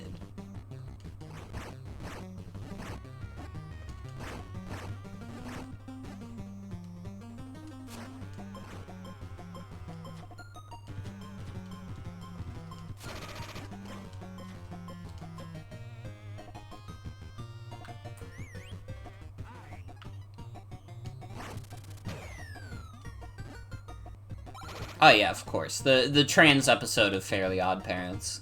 Pretty good.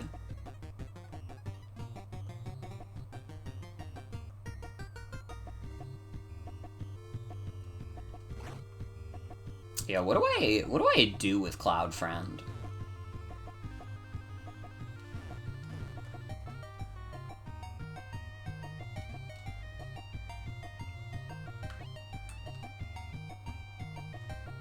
I'm assuming I have to make him hit that switch. Oh, no, wait. I have to have him Eden.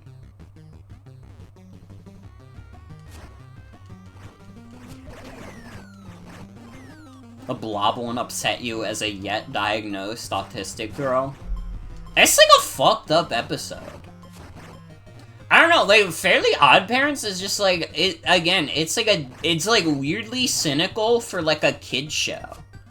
And you don't even think about it when you're a kid. You just see, like, fun colors and shapes on the screen. You see, like, Fairly Odd Parents, like, doing funny stuff. Like, Cosmo getting pregnant or whatever. And then, like, as an adult, like, I don't know, the implications are, like, crazy. And also, Butch Hartman is, like, a fucking hack. But that's kind of beside the point.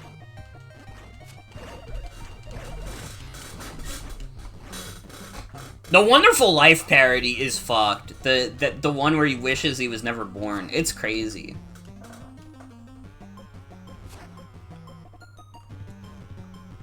Don't remember any of these specific episodes, but yeah, it was weirdly cynical and definitely written by people who need therapy. I don't know if any amount of therapy could fix Butch Hartman. I gotta be real. Have I heard of Bunsen as a beast? Actually, yes.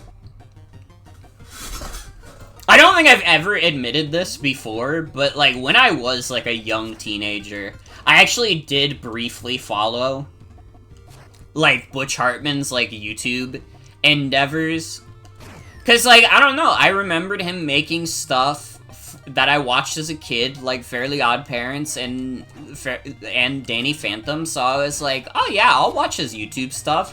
And some of it was, like, interesting to me. I couldn't name any of them now because, like, I'm fucking, like, that was almost a decade ago, man. Do I look like I remember all the stupid bullshit I watched as a teenager?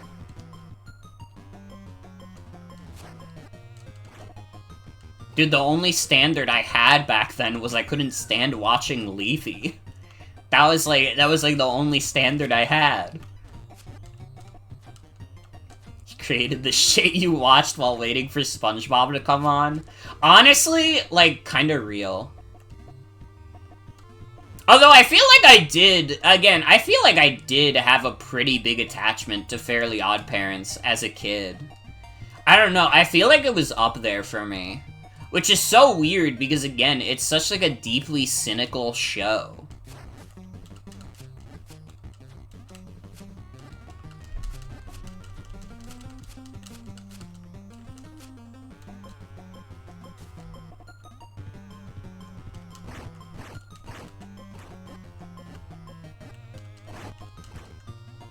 I think the basic premise is appealing. That is true. I think it is definitely one of those things. And I feel like, honestly, when it comes to kids media, I feel like that's probably the most important thing. Is that if you hit kids with, like, a good premise, it kind of doesn't matter the execution, as long as the premise itself is, like, dope.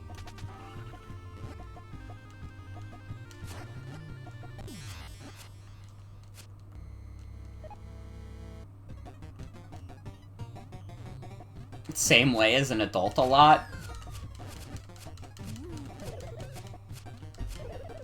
It depends for me. It depends. If the premise is, like, extremely good, then yeah, I'll put up with, like, weaker execution, but I don't know. The premise has to be better than, like, you know, Timmy Turner's fucking stupid doo-doo ass. Also, no, my fire attacks are not gone. You can switch between regular Peter and Fire Peter.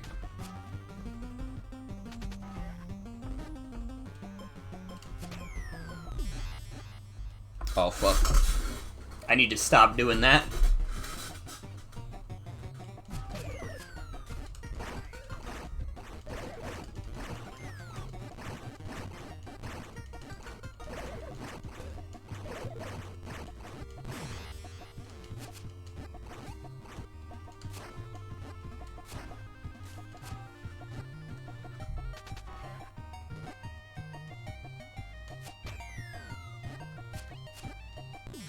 Ah!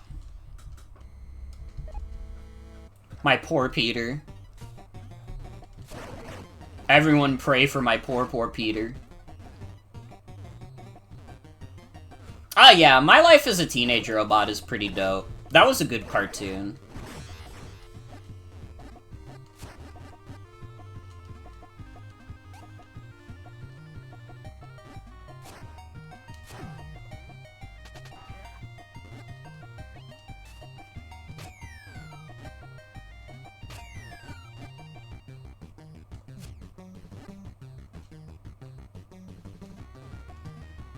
Remember watching that one mostly at your grandma's? Mm-hmm.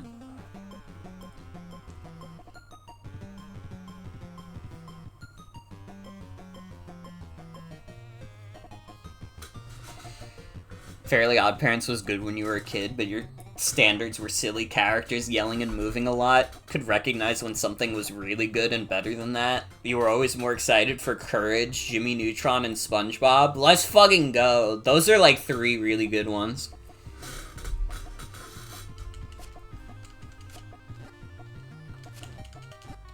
Honestly, I feel like as an adult, I don't know, I've come around on like Jimmy Neutron more.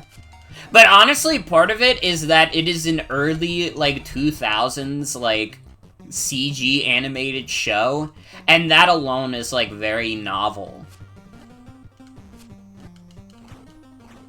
It's like, it is no doubt a very bizarre show, but I don't know, it's kind of cool. I think that kind of stuff is a lot of cool. Was looking up Bunsen as a beast for something Butch Hartman said that you're sure you didn't make up.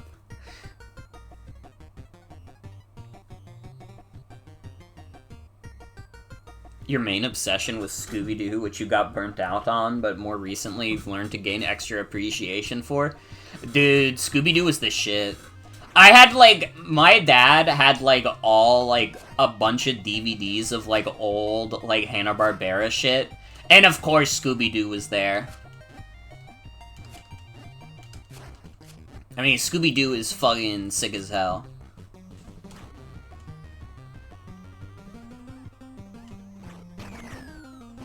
Oh wait, I could have done that the whole time. Silly me.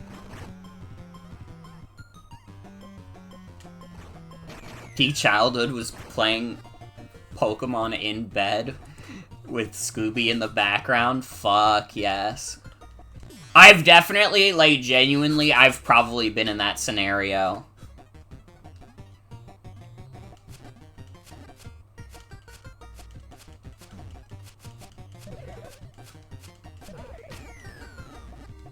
Have Scooby-Doo, Yogi Bear, Huckleberry Hound, Top Cat, Wacky Races. Dude, like, I watched so much Wacky Races. Like, Scooby-Doo was definitely my favorite. Wacky Races might have been second. Like, I'm trying to think of, like, random old cartoons I watched. I weirdly watched a lot of, like, old cartoons as a kid. I guess because, like, my dad is, like, kind of nerdy, too. So he, like, still enjoys a lot of those, like, older cartoons. So it was just, like, very easy for me to get invested in them. Same reason why it's very easy as an adult for me to play so many retro games, because my dad got me into them when I was really young. Dick Dastardly and Muttley are really entertaining characters. It's true. And honestly, if we're talking about shows that had a good concept, I mean, Wacky Races itself is a great concept. Just like a TV show that's about, like, these fucking goobers going at it in a fucked up race.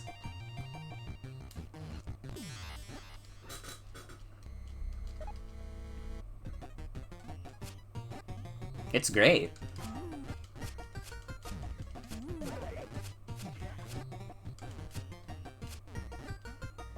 Peak adulthood is lying in bed with Scooby in the background and playing Pokemon on Game Boy. True. Come from a sports family and your brothers love Scooby Laugh Olympics. I remember Scooby Laugh Olympics! That was another one I really liked. That shit was awesome. I didn't even, like... Even though I watched a decent amount of Hanna-Barbera stuff, there was still, like, a bunch of, like,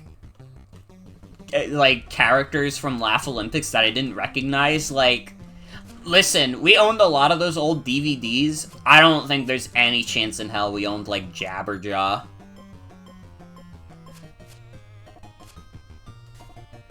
Like, I've never seen an episode of Jabberjaw in my life.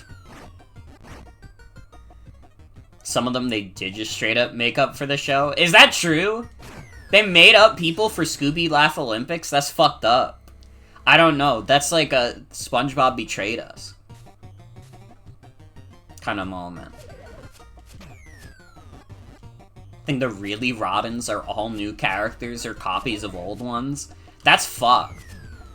I don't know. That's like fucked up to me. That doesn't process. Yes! I watched so much What's New Scooby-Doo as a kid.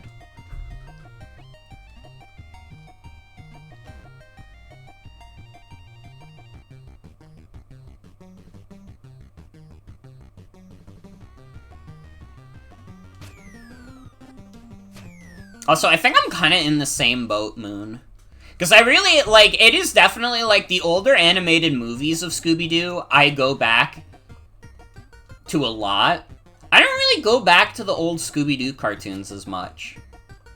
Although, I've always wanted to go back and watch Scooby-Doo Mystery Incorporated. Because that just kind of came out at, like, an awkward time. Like, I had already basically transitioned to, like, internet stuff being mostly my source of entertainment.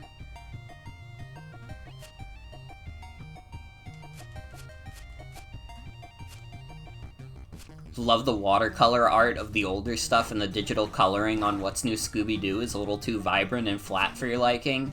That's, like, completely respectable, honestly. It is definitely, like, strictly speaking, a different vibe.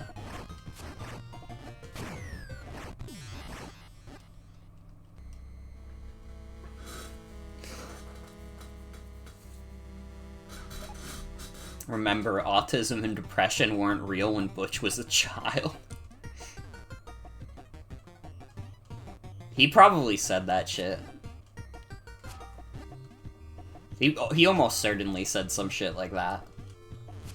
I don't know. He's crazy. Let's go! Feel like I'm fucking this Fall Guy! Let's go! Oh, I'm so glad we got to feel like I'm fucking this Fall Guy cameo.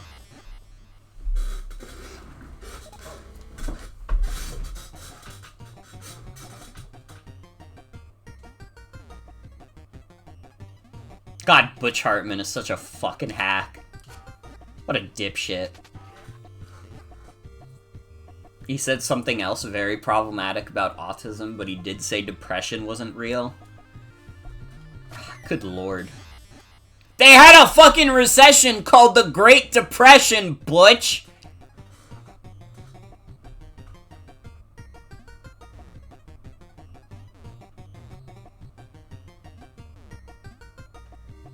And then Butch Hartman comes out about how straight people are oppressed because of gay pride. Good God.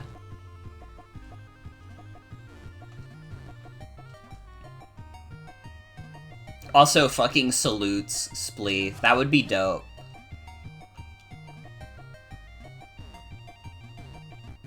I keep wanting to, like, go all out for, like, Halloween and, like, get myself, like, a full cosplay or something, but, like, getting, like, a good one, like, mailed to me is, like, a lot of money, and it would also take a long time to get here. That by the time I remember Halloween is coming up, it's, like, it's way too late. I just gotta get some cheapo shit.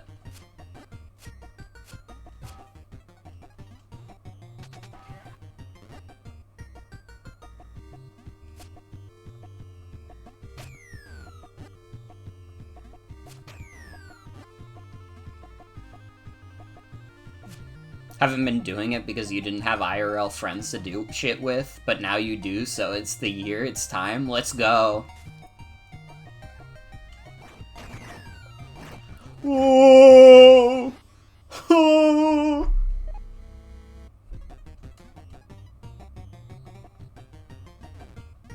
I need to get, you know what?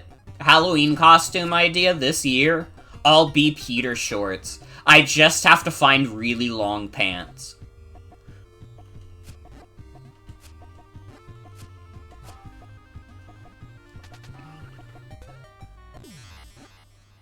They would also have to be decently wide, because I got wider.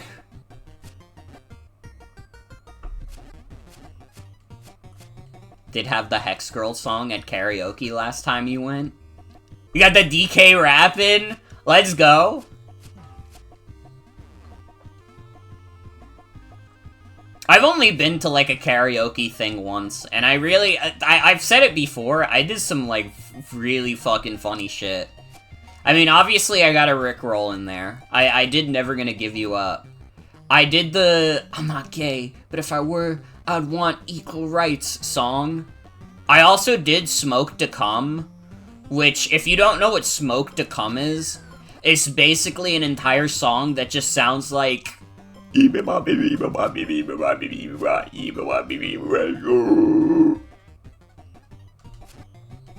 that's like the entirety of Smoke to Come. It is just like fucked up noises like that.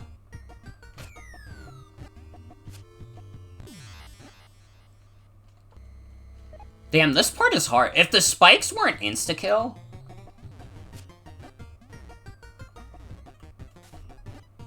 Did City Escape second to last time? Let's go.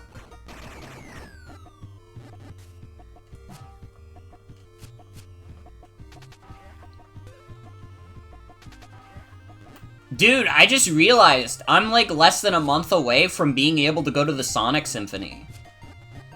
Like, my tickets for the Sonic Symphony are in June. I'm gonna be seeing it with my sisters. It's gonna be awesome. Very funny that the Sonic Symphony is basically gonna be my first concert ever, and I wouldn't have it any other way, alright? I'm a fucking geek. And I love Sonic. So basically, it's perfect for me.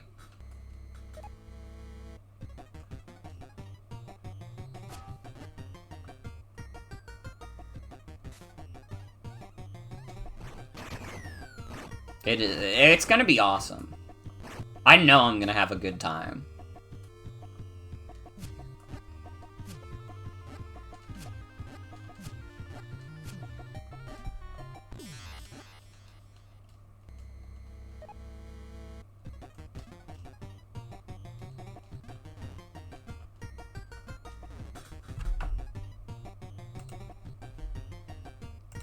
Your first concert was also Orchestra for Stupid Cartoon Animals. Yours was Looney Tunes, and they played the score live when the cartoons played. What was objectionable about that? Animals. Literally, the term animals. What are you, an animal?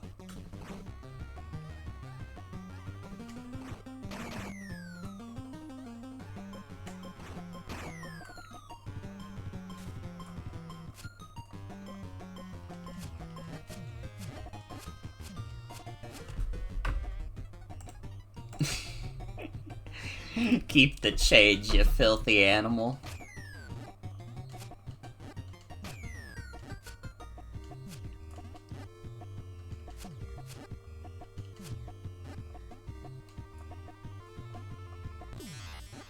I fucked up. Fucked up my Peter.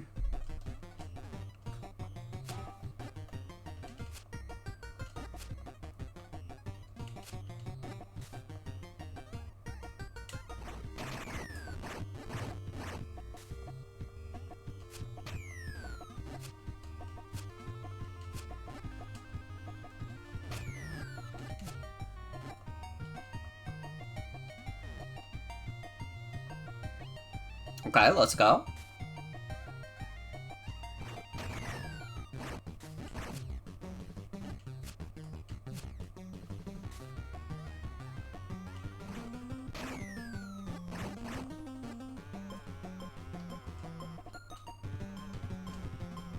Let's go? Shark Tale on VHS? Yeah, is there a problem? You don't want to watch Shark Tale on VHS?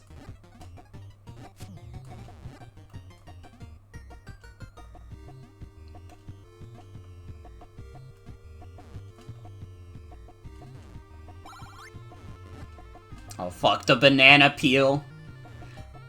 For Peter to cartoonishly slip over.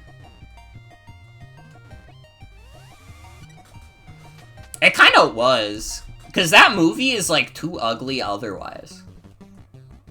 Dude, Shark Tale has to be, like, one of the grossest looking movies, like, maybe ever made. I don't know. Like, Shark Tale is, like, a fascinating movie. Obviously, it, like, sucks shit. But it's, like, so interesting in the ways that it sucks shit.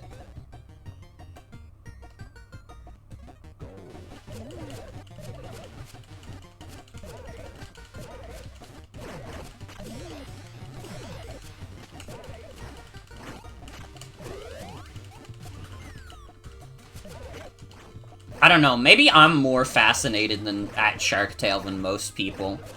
I don't know, I think Shark Tale is bad in a more interesting way than B-Movie was. B-Movie was like the movie that became like the big meme of like, oh haha, here's the stupid bad DreamWorks movie. I think that Shark Tale is way more interesting as like a bad movie than like B-Movie is. Because B-Movie, it's like obvious why it's a bad movie. It's Jerry Seinfeld. And like, I don't know, listen. Seinfeld the show was funny. Jerry Seinfeld himself? I don't know. I think the only reason B-Movie became a meme was the whole B falling in love with someone. Honestly, like, real as fuck. Because, like, other than that, the movie's, like, not that interesting. Like, I don't know, there's nothing about B-Movie that really sticks out as, like, a real, like, haha, this movie's fucking stupid moment. It's just kind of like watching, like, Jerry Seinfeld stand-up, but the only stand-up he's allowed to do is make, like, B puns.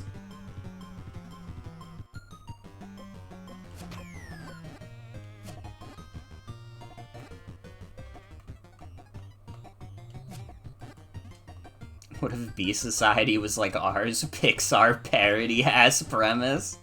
God.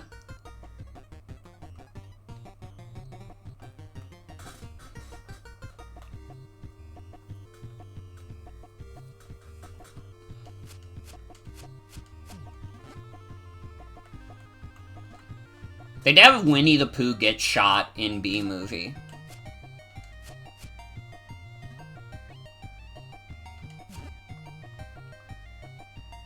...2007 was when that came out, and also when you started engaging with cartoon communities online, and you could see what people were saying at the time about DreamWorks being Pixar wannabes.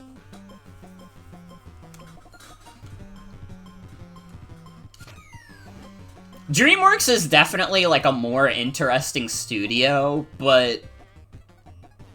I mean... I don't even know if that's gonna be true forever at this point. You know what's fucked up? We might be getting closer to a future where the most interesting, like, animation studio is, like, fucking Illumination. And that's crazy because the most interesting thing about Illumination is that they made the Minions! Ha ha ha ha! Minions! We love Minion madness! Yay! Wow! And that's, like, it.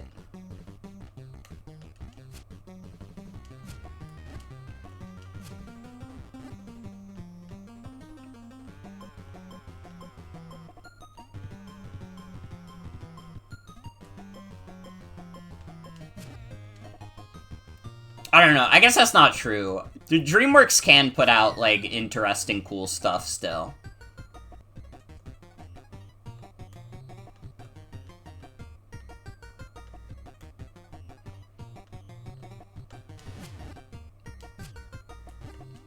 Wouldn't have expected the American CG movie to change how you see American CG movies come out of Sony of all places. That's true. I kind of forgot Sony existed.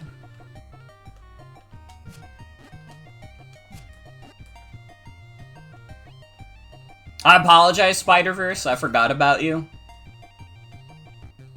And honestly, it wouldn't be fair to make fun of DreamWorks too much, because they did release that Puss in Boots movie that was really good.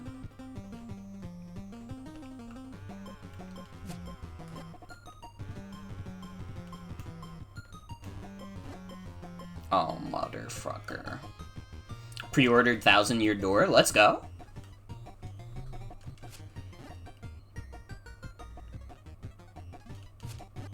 Thing about DreamWorks is that they're super inconsistent and always have been. Yeah, I mean, you just gotta look at, like, 2004, where they released Shark Tale and, like, Shrek 2 in the same year. Like, that's maybe one of the crazier years any studio could have. You release one of the shittiest CG movies, and then also you release one of the highest rated, like, animation sequels.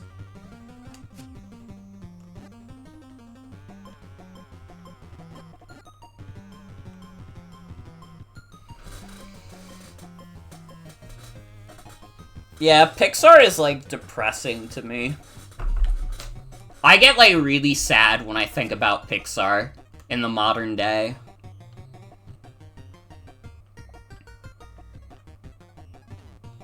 Like, I mean, Pixar, even before they became, like, just straight up a Disney studio, they obviously always had very strong relations with Disney.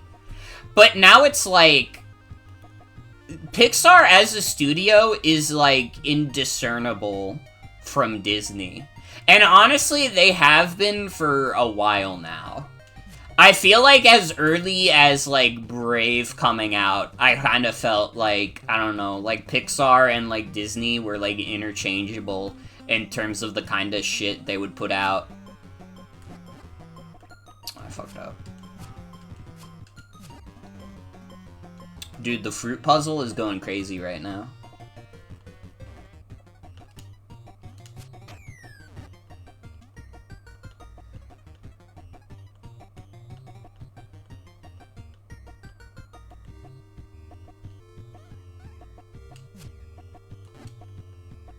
When they bought Pixar, they put John Lasseter and Ed Catmull as president of both Pixar and Walt Disney Animation. It's a conscious project. Mm-hmm.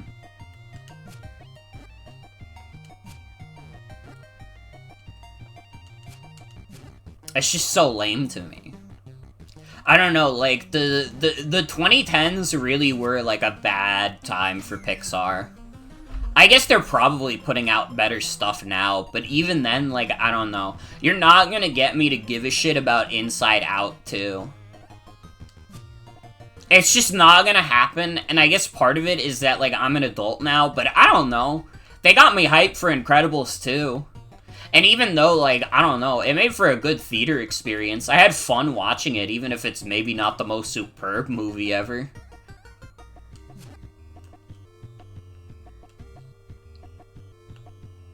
Pixar falling off makes you sad. It feels like they have so much potential, but none of it's the same anymore.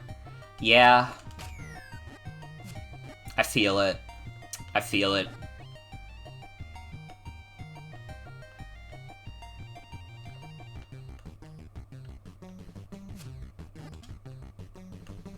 It doesn't help that they keep making sequels.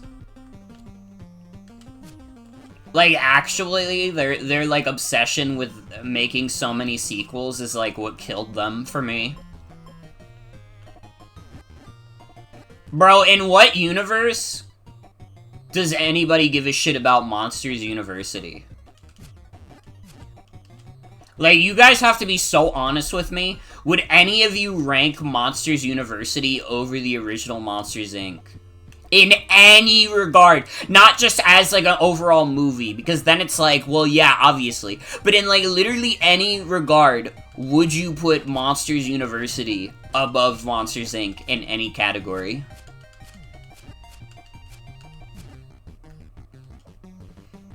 Like, I don't know, sometimes it's hard to gauge how much of this is, like, genuinely, like, a studio getting worse, and how much is it just being like, oh, well, I'm not really the target audience anymore. But no, I'm pretty sure, like, people agree that Pixar just got worse.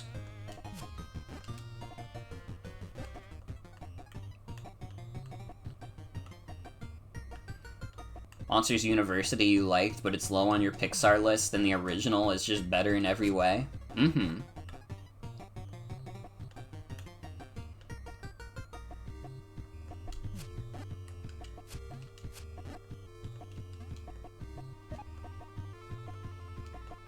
Oh, fuck, we're so close. We're so close to getting this apple.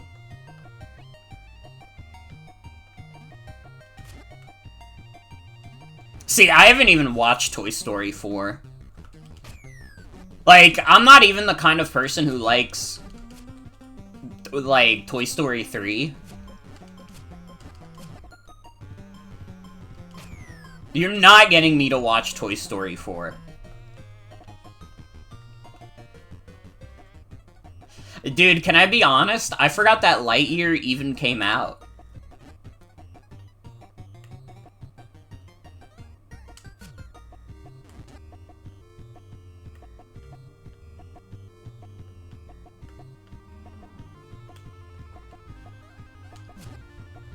Fuck.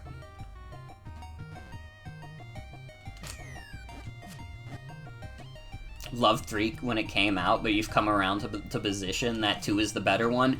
Yes! We got another one, lads! Toy Story 2 is fucking dope. Genuinely, that movie kicks ass.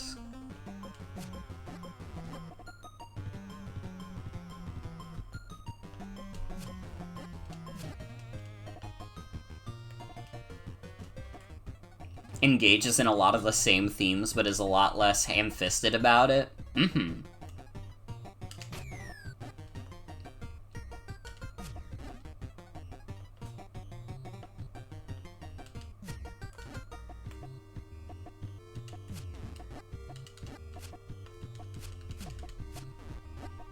Shout out to Toy Story 2. Toy Story 2 is definitely my favorite of the Toy Story movies. By far. Although I like Toy Story 1 a lot. I mean, who could hate Toy Story 1?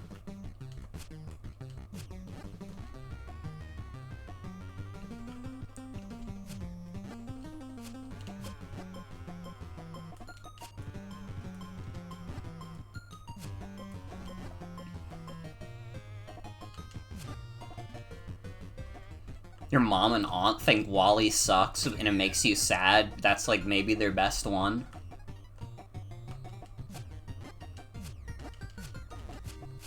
I mean, I don't know if I would say WALL-E is their best one. Because on one hand, there's like cool stuff about WALL-E.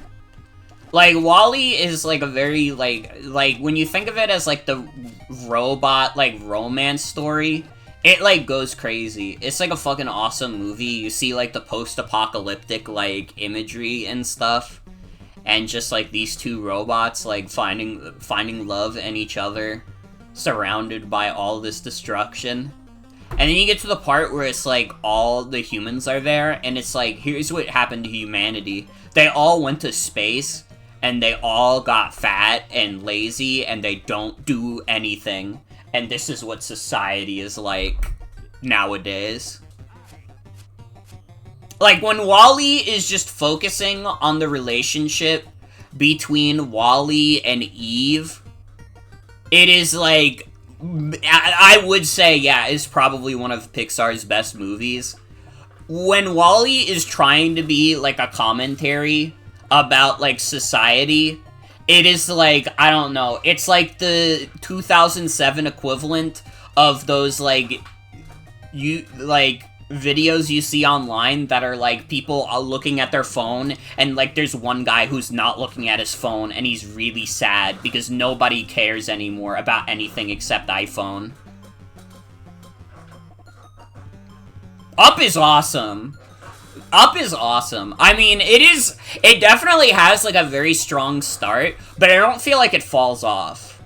I don't feel like Up is a movie where you get to the end of it and you're just like, I kind of just wish it was just the beginning of the movie. Like, that doesn't happen with Up. I think it's still pretty solid throughout. WALL-E is definitely, like, if it was just about the robots, it'd be better. Because it really just is like, this says a lot about society. This says a lot about society.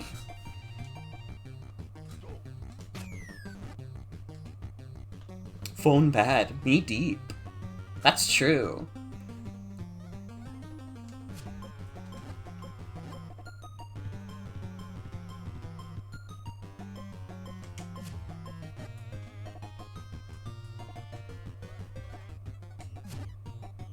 That's why Robots 2003 is the real king of 2000s animation.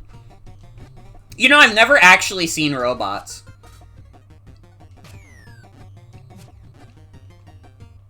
Just never happened.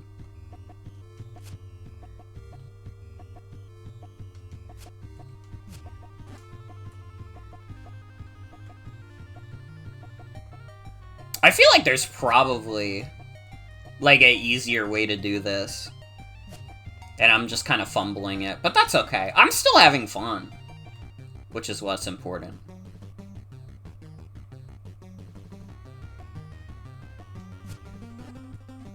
Oh, so close.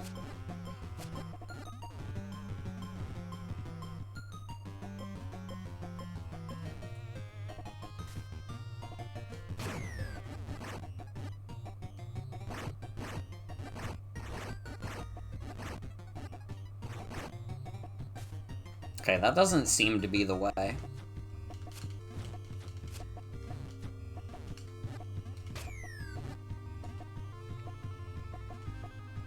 The problem is, like, getting the tomato on here like that, it doesn't make it easy to get it on the other platform. Oh. Never mind, I'm a fucking idiot. I'm actually dumber than dirt.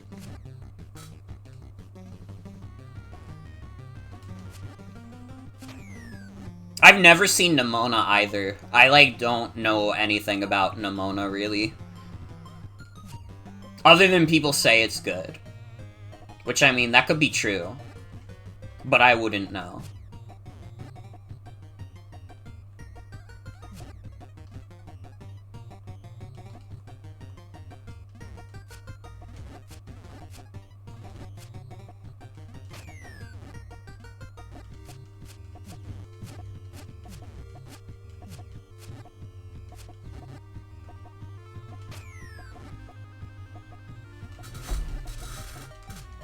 It's not incredible or anything, but it's surprising to see just how far they push the queer theming in it. Mm-hmm.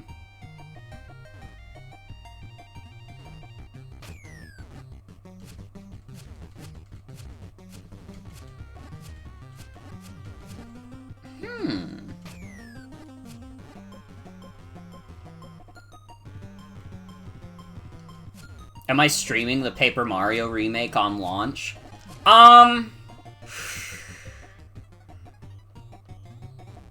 Maybe as a day one stream. I don't know if I'd stream it all the way through.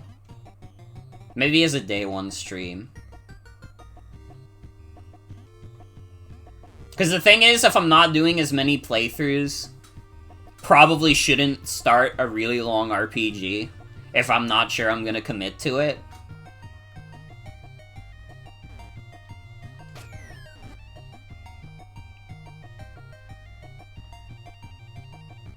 But I might consider doing more, like, funny, like, day one streams, just to, like, give my first impressions on stuff.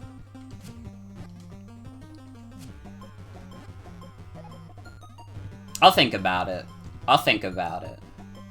I do not guarantee a full playthrough, though.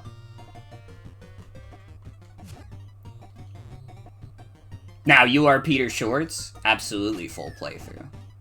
Paper Mario: The Thousand-Year Door, one of the most critically acclaimed Nintendo RPGs of all time? I don't know.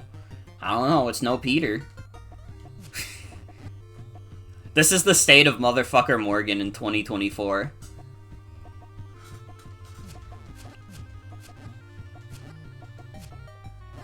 Honestly, though, I kind of like that we've been playing weirder shit on stream. And having that be the focus. Because, you know, I really have given...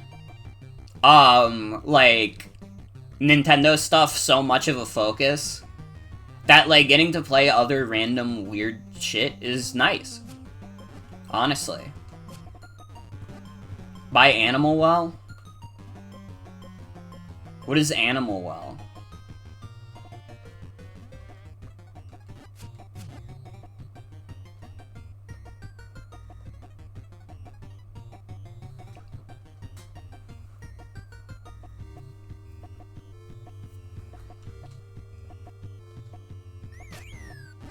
You were doing a donkey impression? Oh, it's a game he published. I was about to say, what is Donkey care about Animal Well? I've never heard of this game in my life. Man, you can tell I don't watch Donkey anymore because I had not heard of this game before.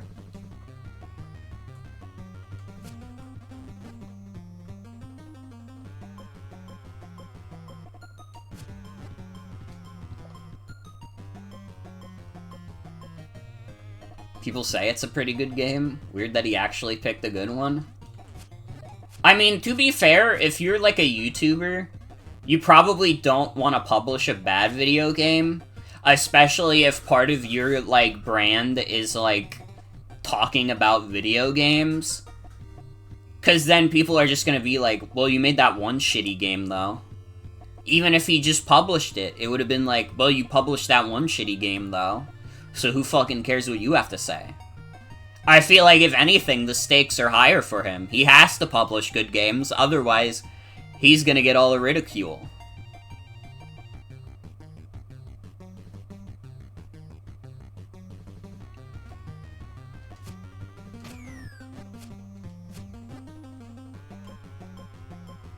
Sure, but pick a good game is a lot easier said than done. I mean, true, but... I don't know, listen, for all of Donkey's eccentricities, he doesn't strike me as the kind of guy to rush into a video game because he thinks it sounds cool, but then it's actually, like, pure ass. And also, yeah, there's a good chance he, like, got the publishing rights to it, like, pretty early on. No, that was, like, perfect. That was, like, perfect. Also, Ivy, welcome. Welcome, welcome.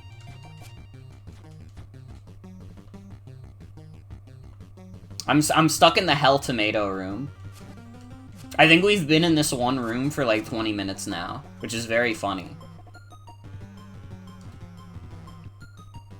World's hardest Peter Shorts puzzle.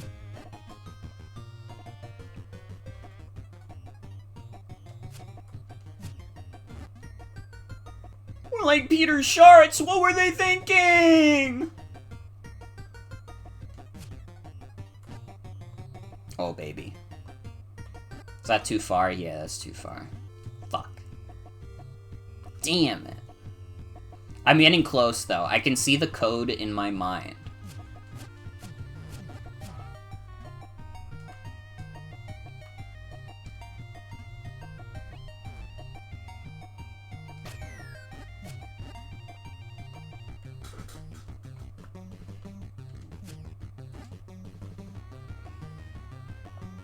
Maybe don't go all the way up.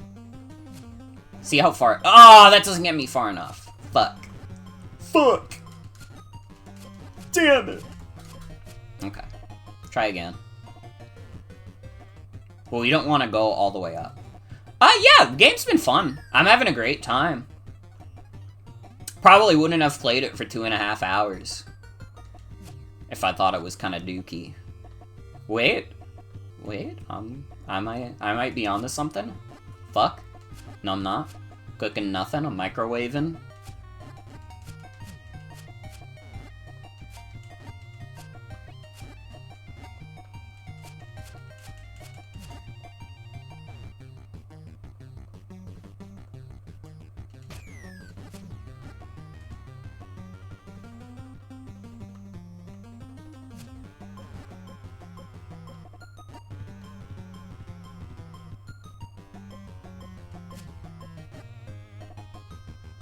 Son of a bitch, come on! But if it clears it too much, then it just, like, it gets squashed. Troubling times for Peter. It's a very challenging road for Peter.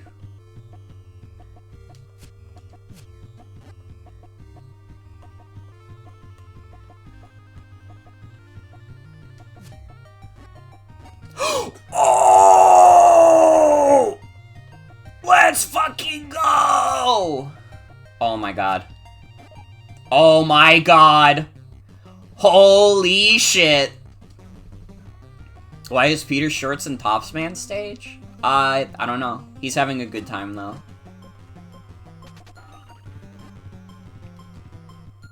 Oh my god, I can't believe we finally solved that. Holy shit, that feels good.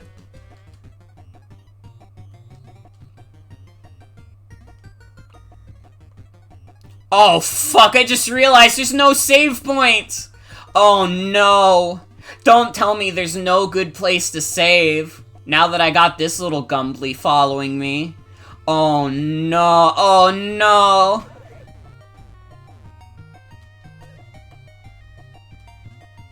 Uh-oh. I have to get through that next room that has spikes to get to a save point.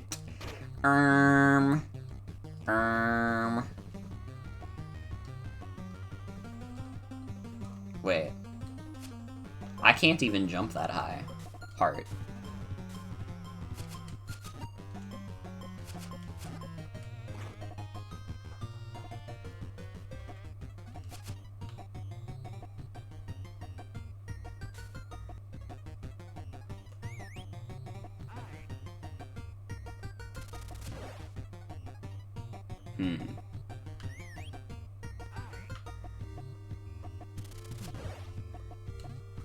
That doesn't, like, I don't get, like, blast jumps. Peter Shorts should be allowed to rocket jump.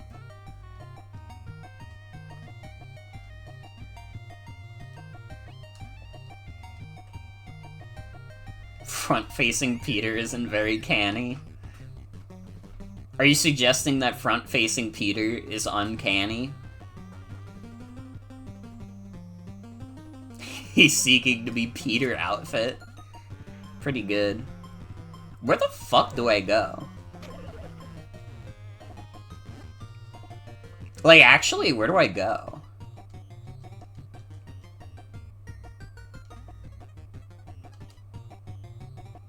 Oh, wait, I can go this way. Wait, I'm literally safe! Wait, let's go! Okay, guys, it's okay.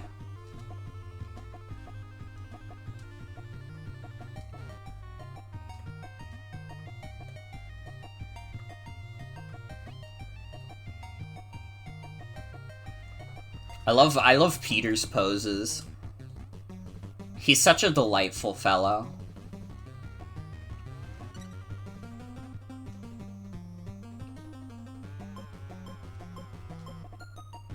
Neighbor's dog has been barking a lot today.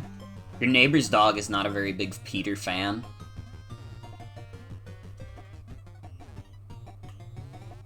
Hates him and his shorts.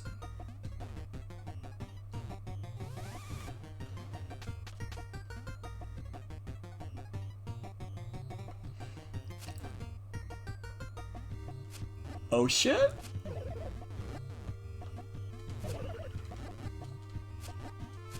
I'm being attacked.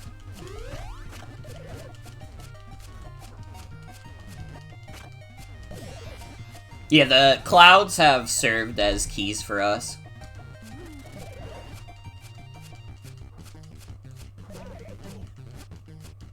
The Beetle Peter, otherwise known as the Peetle.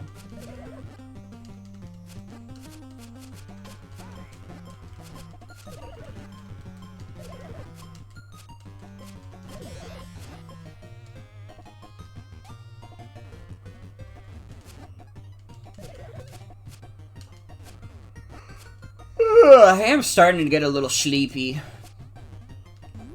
Maybe I try and get to the next boss, and then I'm good.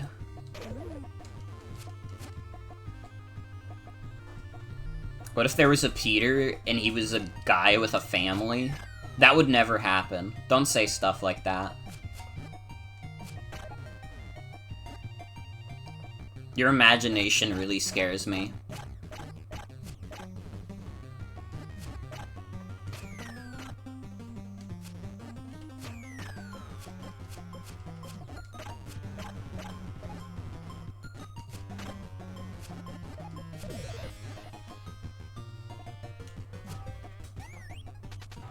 Peter already has a family, his Peter clones. That's true. Wait, you're right. Oh shit, we're at the next boss. It's the crazy-ass Peter.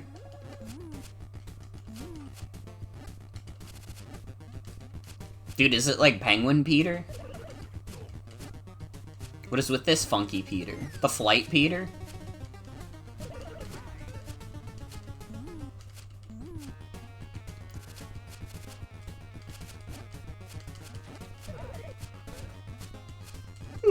Let's kick his ass. Wait, fuck. If we get Flight Peter, I'm gonna want to use the Flight Peter tech. Fuck, maybe we stream a little longer then.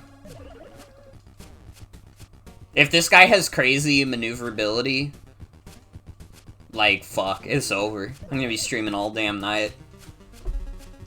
How large was the file size for this game? Not very high. I would have to check exactly how big, but it was pretty small. I downloaded it within like a couple seconds even. Literally, I want the Peter Schmovement. This game is 62 megabytes. This is a small game.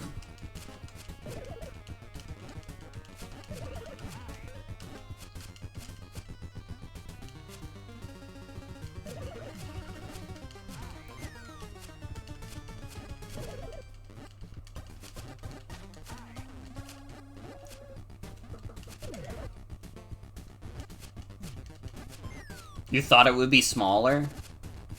I mean, 62 megabytes is pretty small.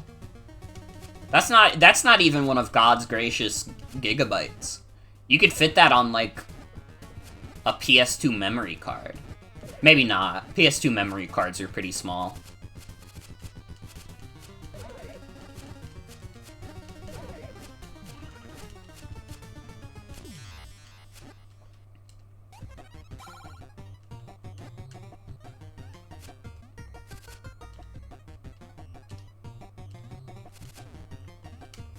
Oh my god, we do have Schmovement. Oh, fuck. This is gonna be the only Peter I want to play as now. Because I got Schmovement. Fuck.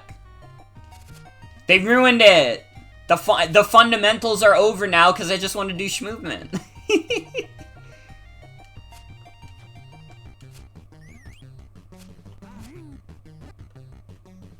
He is the baby Luma, that's true.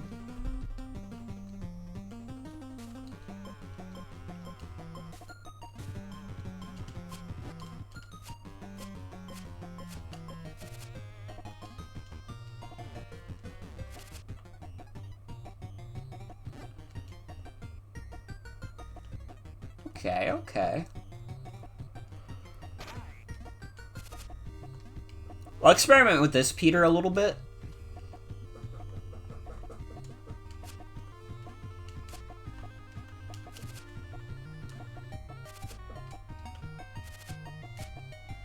Oh my god, wait, does this not actually get me that much higher up?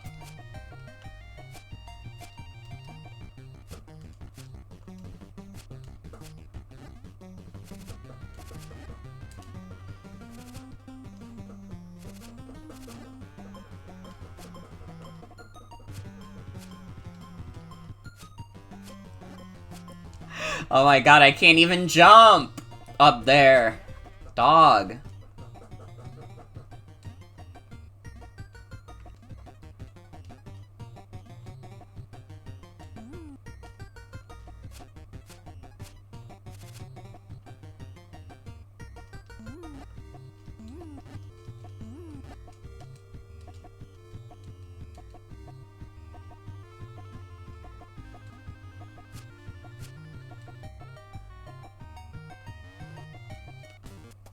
Alright.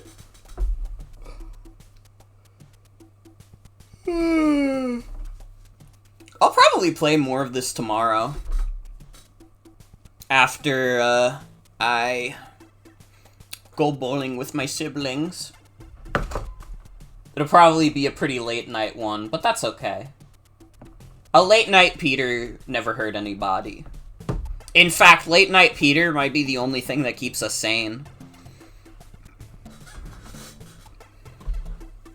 This game's fun. I'm having a good time with it. 26%. It's the Late Show with Peter Shorts.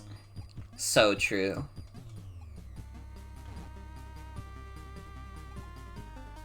Gotcha Pete. Hold on, we gotta do Gotcha Pete real quick. Oh my god, we have to do this with all our coins now. You guys agree we have to do Gotcha Pete until we run out of coins? Dude! Bird Peter? We can now use Bird Peter in versus mode. We can now use Flight Peter! Let's go! Peter and Smash Bros. Brawl, true. Plug Peter? Who the fuck is Plug Peter? We haven't even seen that Peter before. The Wizard Peter? Holy shit.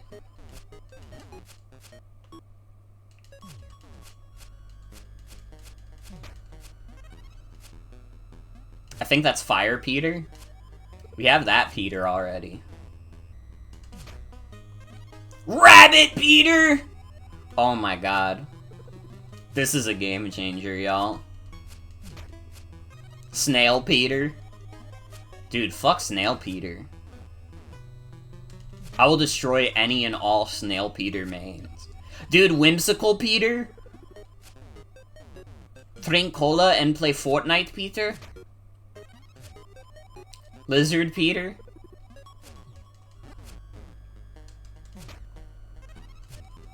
The Dinosaur Peter?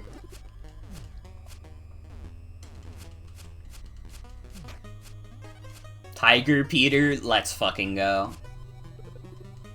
So is this gacha literally just for the versus mode? Dude, the Llama Peter? Oh my god, there are so many Peters. So many beautiful Peters in this world. Penguin Peter? There's some mystical Peters. Dude, I got the 5-star Peters. Karate Peter?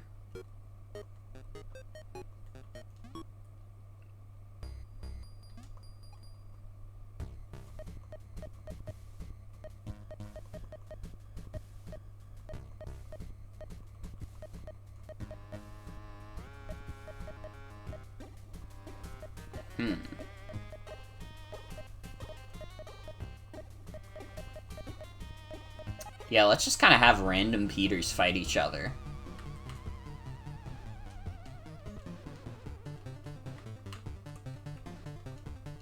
Does it not let me select the Peters? Hello?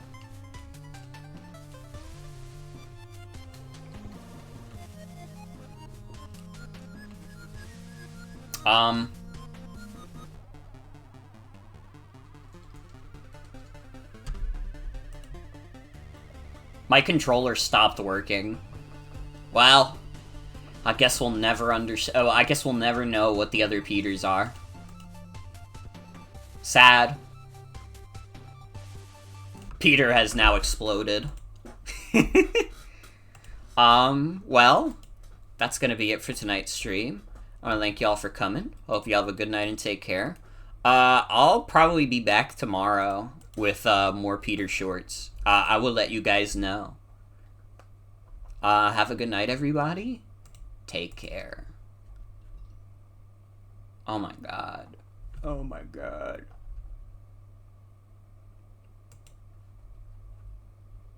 Blows up.